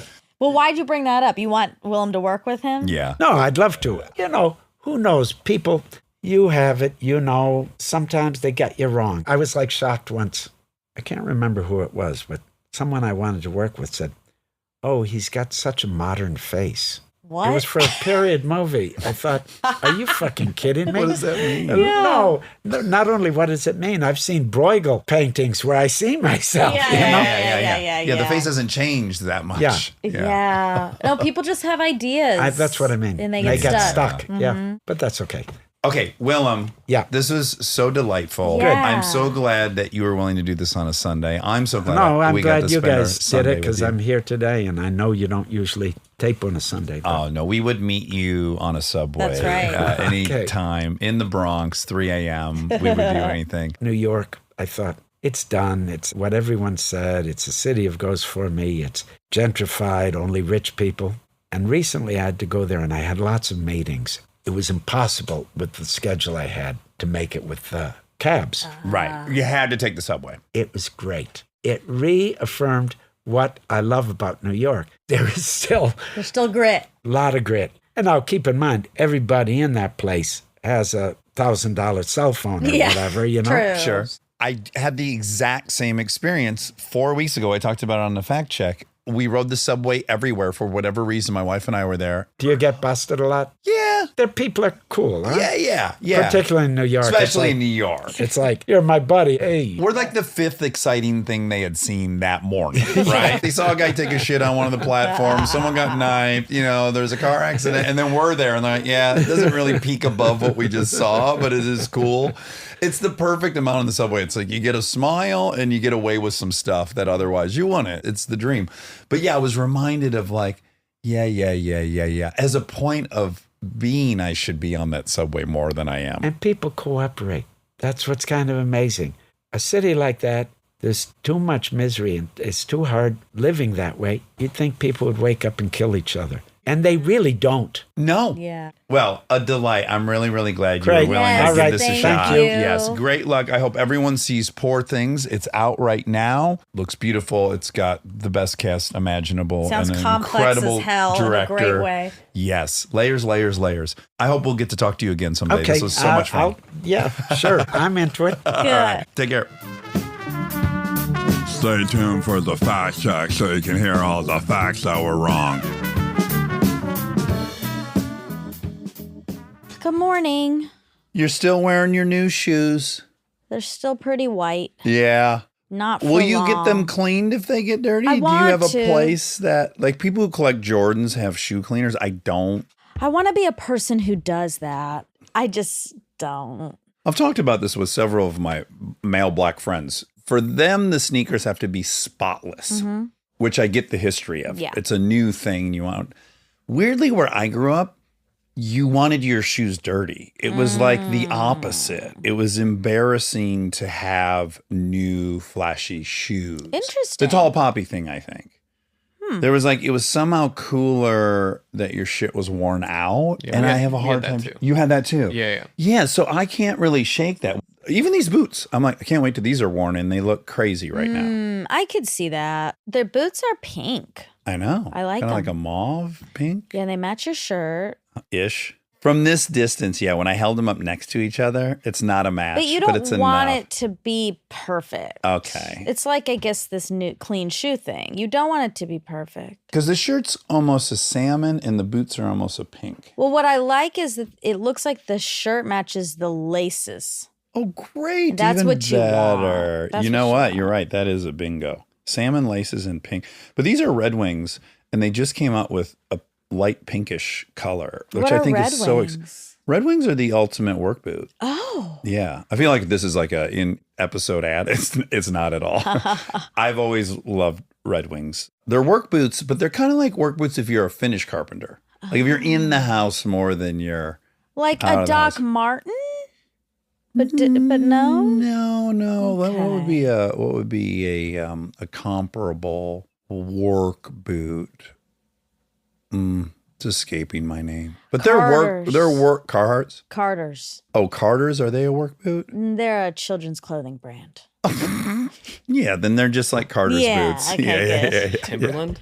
Yeah, Timberland. Oh, I used to love Timberland. Yeah. They were really hot for a second. Yeah. Yep, Timberland's a good work boot. Okay. Cool. Yeah. I'm really behind on my Christmas shopping. Same. It's not good. I've bought one present. Me too. Me too.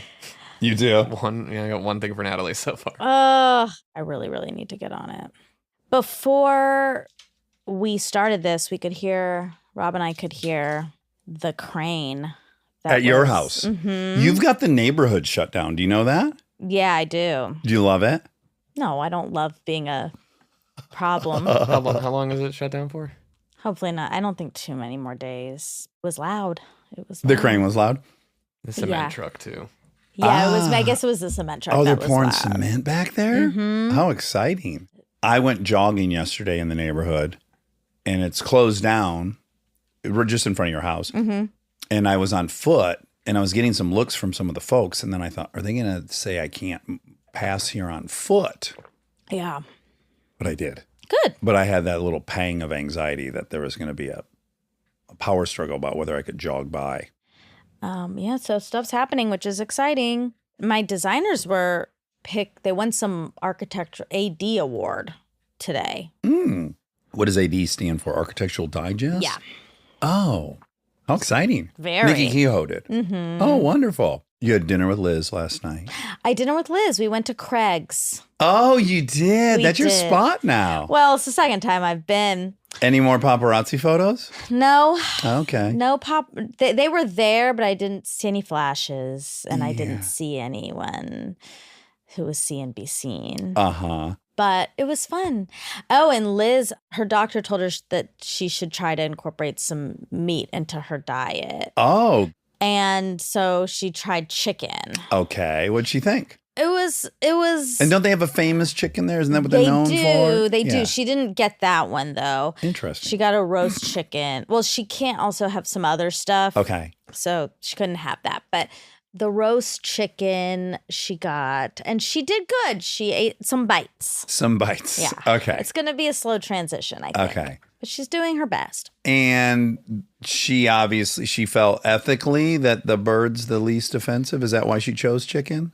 So I'd like to get her into a fucking big old cheeseburger. That's not. That's the best tasting meat there is. That would be like 0 to 100. Okay. Going red meat. It's funny distinctions we all have. Not being critical of it, but we do all have all these distinctions. Like this animal, but not that animal. But animals, but not this animal. Well, it's also like the taste. Like to me, I would say beef is very meaty. But would you agree? Well, you tell me. What do you think is the best tasting meat? I guess I would say beef. I do really like chicken, though. I do too, but if I'm being honest about chicken, now granted, there are some rotisserie birds that are beautiful. Yeah. But in general, what I would be comparing the hamburger to would be the chicken sandwich at Houston's. Chick-fil-A? Oh. Or Chick-fil-A. But that's breading. You have to put this beautiful, delicious, crispy breading on it to make it maybe be in a two-way tie with a great burger. Sure. But a fucking smash burger with no bullshit is outrageously tasty. I guess that's true. It's like if you're thinking of just a patty. Yeah, like a chicken breast versus, Yeah, just a patty. I don't think that's not even close for me. Yeah. Or even let's throw bacon in the mix. I was gonna say you're missing bacon. Yeah, perfectly Pork. crispy piece of bacon. If you're Thick and crispy. and if your doctor told you to eat some meat, like let's start there. That is the tastiest piece of meat you Yeah. can come by. I do love bacon. Fucking bacon. So good. I really wish I could have a BLT. Oh. That's what I would like to have. You could probably make one easy. The gluten-free bread is garbage. There just isn't a great gluten-free bread. Yeah. Although I will say there's one at Cafe 101 that at least allows me to make an egg sandwich and dip the bread in the yolk, which was the thing I missed the most. Okay. It's enough. It's Okay. enough. But I don't think for a BLT it would be good enough. You've probably never even tried that terrible bread, have you? I don't think so. Yeah. I mean, You don't I've had need to. so many gluten-free things with Callie. Uh-huh. So maybe there's a chance, but I don't remember it. Now, what's interesting is they have perfected like a gluten-free cupcake can be delicious. Yeah. There are gluten-free Items. snacky items Mm-hmm. that really work. And so you could be misled. Like you could have a gluten-free cupcake and go like, yeah, well, this isn't much of a concession. And then assume, well, the bread must be a similar concession. Yeah. That's not the case. Yeah. I'm trying to think. It was so funny because Callie went gluten-free in college. Wow. And it was so early. Did she Like, have some medical condition? Yes, she has ended up in celiac. the, yeah. Yeah. So it was before the trend of it. Yeah, And yeah. more so, very few people were diagnosed with that. Yeah. And it was impossible. It was so Sure. hard You're right. In for the- her to eat anything. Yeah, in 2005 or Oh my whatever God. year. Yeah. And to like go to restaurants because it's hidden. If you have an allergy, you see how It's everywhere. it is it's in everything. It's in soy sauce. It's in gravy. It's in, Yes. Yeah. And people, when you would say like, "Is it gluten free?" No one knew what that meant. So they didn't even you'd have to know, like yes. do your own research. It was crazy.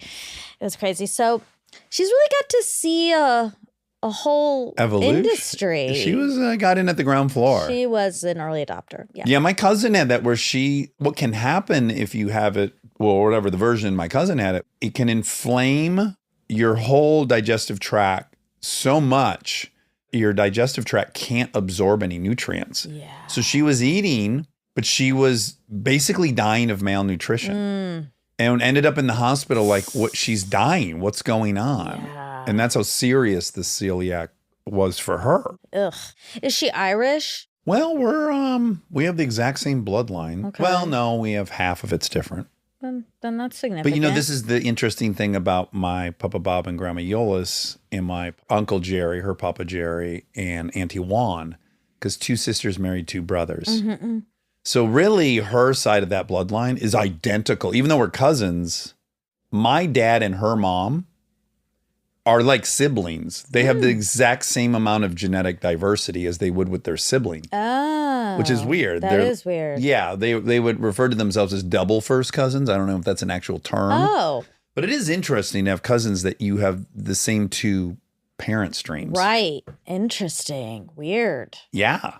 That's kind of cool. It is cool. And they hung out nonstop, you know. Yeah. And they live 1 block over from each other. Oh. Oh, so sweet. That's really sweet. Yeah. Well, anyway, it's apparently prevalent in the Irish community. Celiac? Yeah. Yeah. God, and then there's also a lot of redheads in the Irish population. And, you know, there's a lot to look out for if you're Irish. You think you got it made. You're going to be singing Gaelic songs and playing a flute and drinking Guinness. But guess what? Keep your eyes peeled for some other stuff too. Well, I don't know that It's not all leprechauns and rainbows. but redheadedness minus the lower pain threshold. In the adverse reaction to anesthesia. Right. And then what happens when they get in fistfights? Sure. Minus that, it's great to be a redhead. Tell me why. It's gorgeous. I I love it. Yeah. Yes, me too. Aesthetically, I think it's very pleasing. Yeah. Someone I posted the other day because Emma Stone, you know, what color do you think her hair is? Got a red tint to brown. Red. Like most people think of her as a redhead. Do they? Yeah. Very mild though, right? Well, she actually has blonde hair. Oh, it there just we go. was dyed. Yeah, okay, But yeah. maybe when she came into like being known, she had red hair. Uh-huh. So a lot got of stuck people, with it? Yeah, a lot of people think of her. And when she wears blonde hair, it looks wrong, but it's actually exactly correct. It's right. Yeah. Okay. Can't wait to see her movie. Well, with ding, ding, Willem. ding. Oh, is this who this is? Yeah. Oh. I'm so excited. Willem is so artistic. I find him intimidating. Yeah. You can at all? see that. Yeah. Well, yeah, I do. I agree. Yeah. But just because of his experience and not because he's like mean or like he was very kind. Oh, absolutely. I just it wasn't his demeanor so much as everything. It's all on he's what come I'm with. projecting. It's all my stuff. Yeah, which is What is interesting though is I would put like Kate Blanchett in his category, but I wouldn't be intimidated. It would be a different sensation. So I'm wondering how much of it is like male on male, and I'm wondering for you yeah. because the insecure side of me says, "Well, I have nothing to offer this guy." Right? Like Sure. he's on this artistic trip and I'm not like someone he's going to be interested in. Mm-hmm. But I think maybe male, female, I always have the hope. Well, we could have fun chatting still. Like I could have I have at least my maleness to offer. Oh, interesting. Do you think you would feel more intimidated by Kate Blanchett than Willem? No, I think I'd feel the same. Okay, interesting. Mainly because I don't think I have to offer either of them anything. Like, Oh, that's healthy. that's not really unless if they were in my life, yes, I would feel that way. And I would want like their approval or I would want to feel like I was giving something. Yeah. But in this job, no, other than having them feel comfortable to talk. Well, but that's what I was going to say is like, it's very basic for me, which is what is not a fun episode of this show is if I'm just interviewing somebody and I'm asking them questions. If they're interested in us, now we have a conversation that's building on Yeah. itself. I'm floating an idea that appeals to them. They build on that. And then For I sure. build on theirs. And then we just keep climbing Yeah. on this mutual interest in what each other is saying and wanting to further perfect it.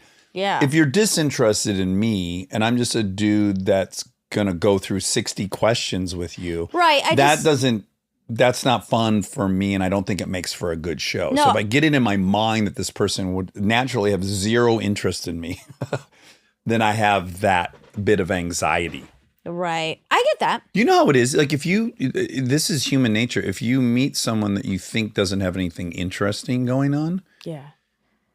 you're not going to engage them in conversation. Right, You're but- going to kind of avoid that conversation. Yeah, I guess that is definitely true. I think it's a little different here because even if they come here thinking, I'm not that interested Right. and I'm just going to answer these questions. Once the conversation starts, it's comfortable enough. And I feel like you should be confident enough that you can have an interesting conversation with a person and that quickly they'll be like, oh, yeah, I want to talk to this person. And I do have that. And then Yeah. it becomes a matter of like, will it take a half an hour for that moment to happen? Sure. It's happened a bunch in here. And it's Yeah. totally fair. I'm not even saying these people should Yeah. come in with some excitement to talk to me. That isn't even my assumption.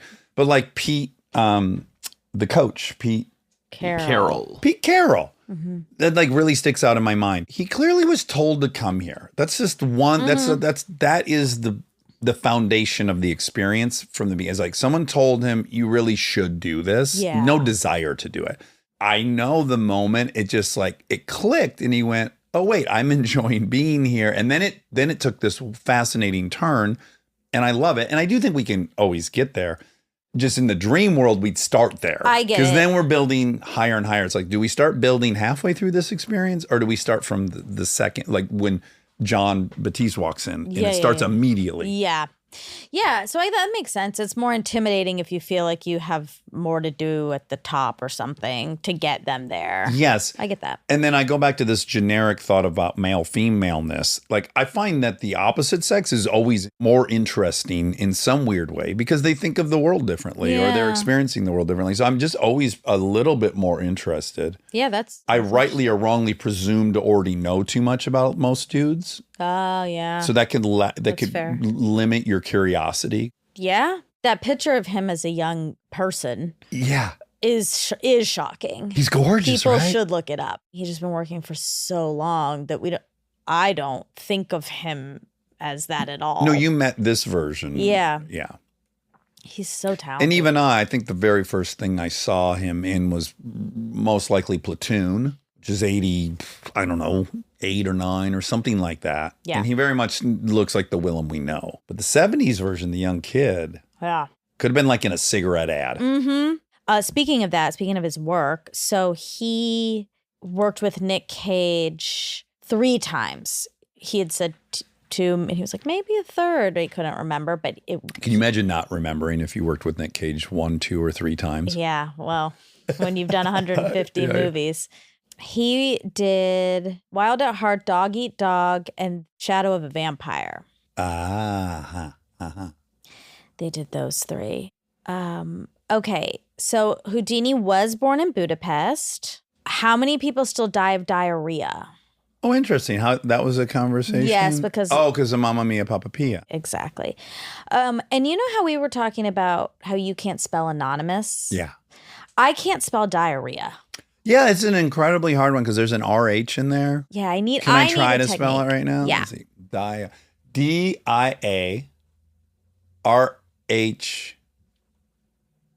D-I-A-R-H-I-A? No. No. D-I-A-R-R-H-E-A. Oh, fuck that. H-E-A. Oh, fuck you. I know. I It's hate this language of ours. Really hard. That it's one is maddening. That one's tough. Ugh. Oh my God, there are 4 types. Of diarrhea. Yeah. I think I must have experienced all of them. I'm sure. Yeah. Hot and splashy. No. No. Okay. Lucy, what if the names were like loosey goosey, but these were scientific terms. Sorry, I interrupted you. That's okay. Osmotic, secretory. Ooh, is that what a secretary has? It sounds like it. Exudative. That feels like what I have. Rapid intestinal transit. Ooh. Oh my God. Ooh. Glad I've not had the bloody version. Same. Now, mind you, I did have an anal fissure. I think I've talked about it before. Yeah, but it wasn't- But it wasn't related to Hannes. In fact, I was praying for Hannes at that point. Oh. Because the harder the more it would open up the. Oh yeah. You start wondering, can one ever get over this? Because Yeah. you have to 'cause poop it's a every day. constant. Yeah. Yes. How does it? It just heals. Well, you start taking a softener, Okay. stool softener. Sure. That's step 1. Okay, great. yeah. And then it heals. Yeah, over time it heals. Wow. It's one of those things too where it's like just time goes by and you look up and you go, oh, wow, I think it's been 6 months since that happened. I guess we're over it. You know these things? Yeah. Like a backache or whatever. Totally. It's not sometimes until months later where you go, oh, that's passed. Yeah, I've been dealing with that with this freckle on my finger. You keep trying to get rid of it Yeah. and it keeps coming back. Yeah. It's always going to come back, Monica. No, it's not. Okay. I've done a great job getting rid of freckles in the Thus past. far, okay. And this one is stubborn, but You just pick it off? That's what's happening? yeah, Bite it. I dig in and then I get it out. And unfortunately, this one likes to reappear and make. Are you sure it's not a wart? Well, I don't know. I think maybe I've made it something that wasn't. A scar now? Yeah. Do you ever Anna gnaw it is, off? Yeah. Yeah. Anna is very angry with me about this Yeah. freckle I understand. procedure. Yeah. She thinks I'm making cancer. Yep. Yeah. Yeah. Well, you're increasing your odds of it Yeah, because cancer happens Yeah. when cells are going through mitosis and Yeah. they mutate. And so the more they go through mitosis, you're upping your chances of know. mutation. when she said that, I fought back, but in my head, I did think, God, she might be right. But at this point, I'm too far in, Okay.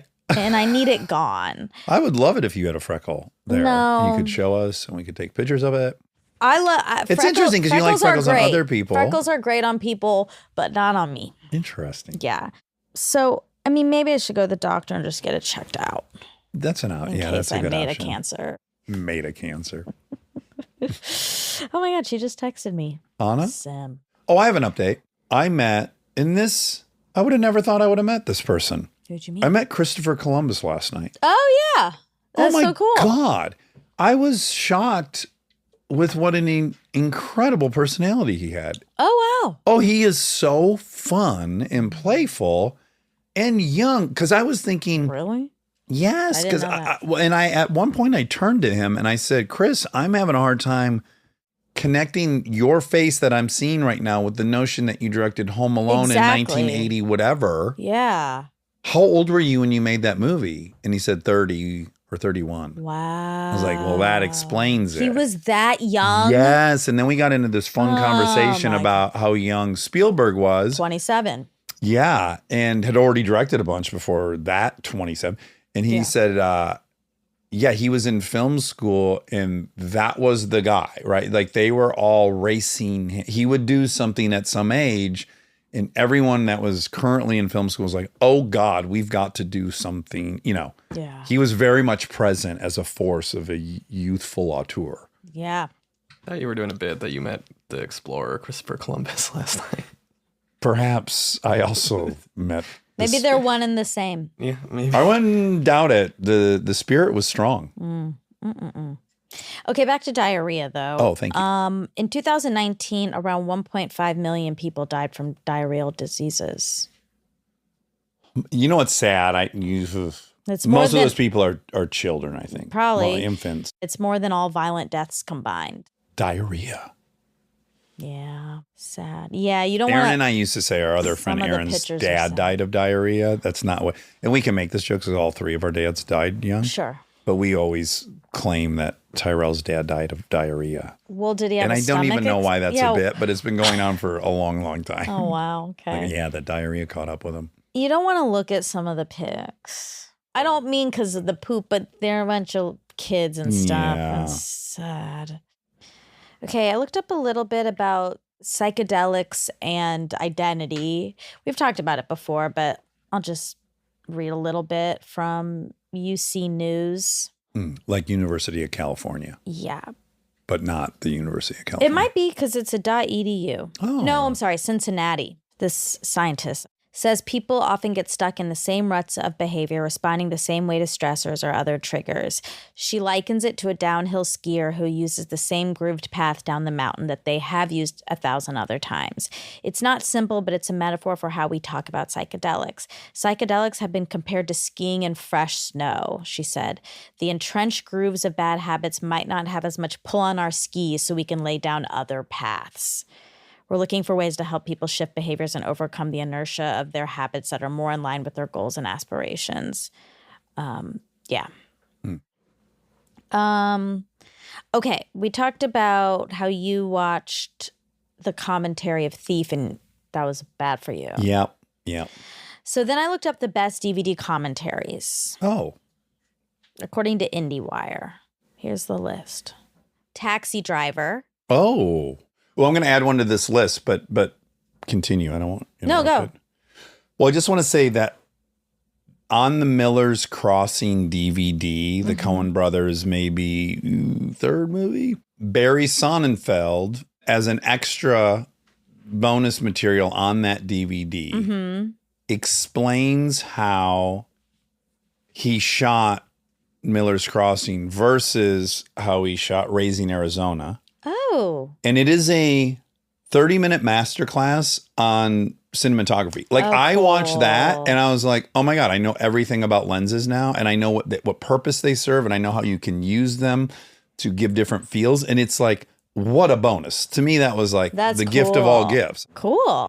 The Graduate. Okay. Taxi Driver is Sony. Sony. The Graduate is Criterion Collection. Because I love that you're giving the distributor. Well, because they probably have The Graduate regular. I got you. You're afraid the commentary is not on the exactly. the reduced price bin. Boogie Nights New Line. Okay, great. That's a studio. Oh, okay. Well, that isn't it. Paul Thomas Anderson stopped recording commentary tracks after the two he laid down for this, his second feature. And it's a shame because few directors are as infectiously enthusiastic and inspiring when talking about their work.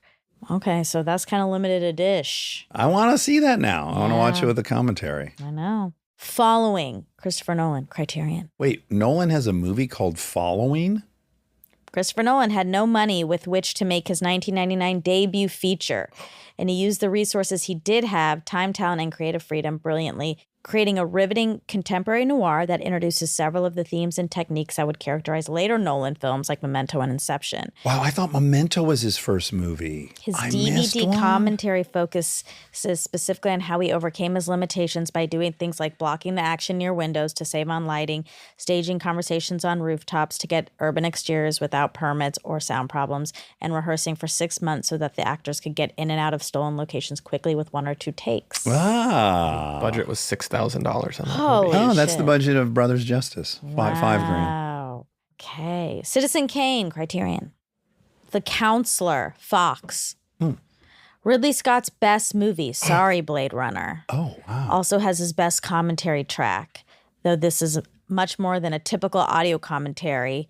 The narration is interspersed with video featurettes that interrupt the movie at various points to take the viewer deep inside the making of the film. Oh, so it's more like watching a doc about the Yeah. making of. Pan's Labyrinth, Wow, they did one that feels post. Criterion. That feels after. People weren't even buying DVDs when Pan's Labyrinth came out. No, I was. Yeah, that was 2006. Yeah. People are still buying. Oh my God. Okay. DVDs. Yeah, I had that on DVD. Wow. You Criterion? should listen Not to Criterion, but Yeah, it wasn't see? on Criterion yet. Yeah. You should see if it's got the commentary. It doesn't. Only Criterion has it. I don't know. Yes, That's the case. that's the case. Okay. This is Sim because I've never seen it, and it recently came up as someone's favorite movie. It was random to me, and I hadn't thought about that movie in Yeah, I can't even really remember. long I just know it's Guillermo del Toro, but I can't It's remember in my anything. top 10, probably. Is it? Yeah. Wow. Okay. Grace of My Heart. Scorpion. Never heard of Neither. Grace of Me. Neither, but it's one of the best commentaries. Okay. It's a musical. Out of Sight. Soderbergh. I've probably watched that commentary. That'd be great. Kino Lorber Studio Classics. Not to be missed.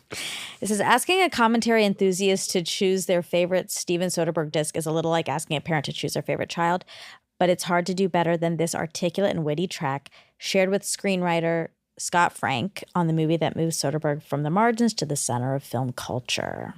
I would want to. Yeah, me listen too. To that. I watched that movie 30 times. I'm ready to watch it with the commentary on. Yeah. It'd be fun to listen to because what he was doing that no one had done in 20 plus years, is he started using zoom lenses again, which was done in TV to save time. Yeah. So there's all these shots like, Clooney comes out of the bank at the beginning. He's taking his tie off. And then you snap zoom. It's very 70s TV. Yeah. But it works really well. And no one had watched that in a long time. And so it was like, oh, cool. He brought this back and now he's made it chic. Yeah. So the Ocean's 11 commentary, which is my second favorite to Good Will Hunting, there were 2 commentaries on that. Oh, really? Probably Criterion. And the one is Matt, Brad. Oh, and wow. Spray. Squirt. George. Like, it's crazy. Yeah. And then there's another that's, I think, Soderbergh. Doing it more academic. Yeah, maybe Jerry Weintraub. Oh, that would make sense. Maybe. This shot was beautiful, babe. That's a great documentary, by the way. What is The it? Jerry Weintraub documentary. Oh. Yeah, fascinating. Ding, ding, ding. At Craig's, there's a Jerry Weintraub dish. Sure. On the menu. There's also one at Musso and Frank's. No, close. I know what you Nate and I have been going to. Yeah, what's it called? Dan Tana's. Yes. He has dishes all over the city. Yeah, he's an icon. He was an icon. Well, He is an icon, He is an icon. but he's passed. Well, it was weird on the menu because there was this Jerry Weintraub scallop or whatever. Then there's only one other item on the menu that's off of a person, and it's on the dessert menu. And I think it's a current TikTok influencer. Cool. And it was quite the gambit. Of items? No, to have like Jerry Weintraub and this sure. TikTok influencer. Yeah. What a world. Okay. Love and Basketball, Criterion. Love and Basketball shout out is Allison Kirksey Lombardo's favorite movie of all time. Allison of Anthony and Allison. 7, New Line. Oh, I'm trying to think if I've watched that. I had to have watched that I'd be one. surprised if I hadn't watched that, but I don't remember anything. Another movie I've watched 30 plus times and have the DVD still. Wow. I could give that a shot. Well, no, we have to watch this because this disc contains 4 commentary tracks for the price of 1, and each of them is expertly assembled and illuminating. The commentators dissect the film from a variety of perspectives. Brad Pitt and Morgan Freeman. Oh, wow. Oh, my God. Delish. Then screenwriter Andrew Kevin Walker and others. Fincher's on all 4. We loved it. Like, let's watch it again. Cue it up. Bring in more people. I'd watch that movie on repeat. Yeah. Criterion has an app now, which you can watch all of these. Oh. The there's commentary There's like on a Netflix for Criterion, and they've got the commentary on it. Well, get ready for the next one. Smoking the Bandit. No. But Valley Girl. No way. That made the list. Yes, and it's Shout Factory. Oh, it's the distributor. Studio. Okay. Okay. JFK Warner. Oliver Stone. Menace to Society. Ooh, yeah, that would be Yeah. fun. Hughes The Hughes Brothers. True Romance. Oh, right. Yeah, this is limited edition. Tarantino doesn't contribute audio commentaries to the movies he directs, but he recorded one for True Romance. Oh, he did? Okay, High and Low. This is Kurosawa. Oh, the famous Japanese director. Yeah. Bram Stoker's Dracula. Oh, That's is that Coppola. Scorsese? Oh, Coppola. Sony. Interesting. The Piano, not The Pianist. Right. The piano's piano. beautiful. That's Harvey Keitel and Hunt. Oh, Helen Hunt. Holly Hunter. Holly Hunter. Jane Campion. She's a huge. She just directed The what's Power of the Dog. Yes, she just directed that, and Callie worked on that campaign, and she got to know Jane. She enjoyed her. Yeah, she did. He Said, She Said, Paramount. How long is this list? I guess it's long. Harlan County, USA, Hostel Part 2, The Lone Gunman, They went deep. The Yards, The Verdict, There we go. Targets. Oh, that's Peter Bogdanovich. That's it. That's it. Yeah. Cool. Well, Cool stuff. now we know what to watch. Got a long list ahead of us. Crime in New York. Crime rate. The overall index crime declined by 5.6% in September 2023 compared to the same period a year ago. Individual crime increases were driven mainly by grand larceny auto, which rose by 19.5%. We were just talking about the subway and crime. Yes. Yeah, so everyone's doing great. Everything's trending up. Wait, hold on. I mean, this feels like a kind of not good list, but I am going to do it. Okay. The most dangerous cities in the U.S. Oh, great. But you should still go there. Yes. Don't let this get you, you know. Number 1 is Bessemer, Alabama. Wouldn't have guessed it. You're not going to guess a lot of these. Well, you might. Bessemer, Alabama. The chance of being a victim is 1 in 30. That's how it feels high. Yeah. If you know 29 people. Yeah. Number 2, Monroe, Louisiana. Okay. 3, Saginaw. Michigan. Yes. Yeah. Saginaw Bay. 4, Memphis, Tennessee. I've heard that. Woo, woo. I lived there. Yeah. Learned to ride a bike in a garage there. Yep. 5 is Detroit. Sure. I'd be pissed if it wasn't on the list. 2 Michigans. You're going to be upset, Rob. It's not in the top 10. Mm-mm. Come back, Rob, when you got some real shit. 6 is Birmingham, Alabama. Okay, so far we have 2 Bama Roll Tides and 2 Michigans.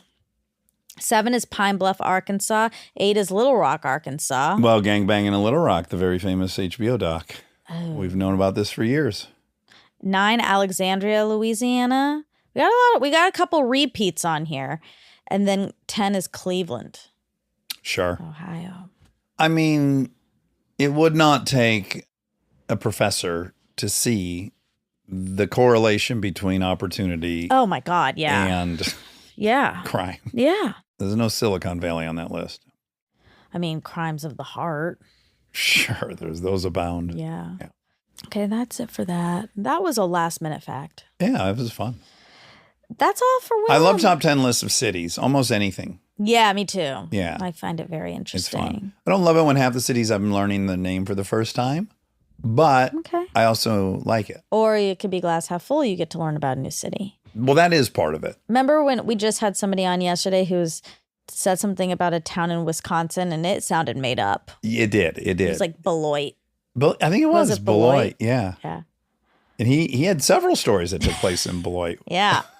It was like a really instrumental city in his life. Alrighty. Well, that's all. That's all she wrote. That's all she wrote That's for all. Willem. And that's very literal to say that's all she It wrote. is. Yeah, that's I all like you wrote. that. Let's keep saying that. Murder she wrote. It's all she wrote. I wonder if I'll ever write a murder. A murder mystery? Yeah. I'm gonna guess not. Me too. Yeah. I love them though. Like I love In movie form, not in book form, do you? You like a In- murder mystery in book movie. Well, sort of like I loved Gone Girl, form? Okay. the book. That makes sense. Loved. That was a phenomenal. And then, but what's that? Knives Out. I love Knives Out. The movie. Yes. Yeah. That's kitschy. That's noir. But it's also murder. It is. You're going to get a murder in those. What other murder mysteries are there that I should watch? 7. Love it. Already seen it. Gonna watch the commentary. Off to watch the commentary. Yeah. What else? I love Sherlock, the show, a lot. Should I watch that? I loved it. I Really? loved it. Some people don't, which I don't understand them. I'm on to start the Bad Surgeon doc, which I hear is incredible. Oh, I keep seeing it pop up, but It's I don't number know. 1 on Netflix. Yeah. Yeah. And Lance told me it's great. Oh. He's like, clear your schedule. You're going to start it and not be able to get up. I love that as a precursor. Me too. Nothing's the same now that couples therapy's over. I'm just living kind of despair. I know, same. I miss Orna so much. I want to rewatch it. Me too. Maybe I'll watch it with the commentary. Oh my God. Criterion. If Orna did Criterion commentary, I would die. All righty. All right, love you. Love you.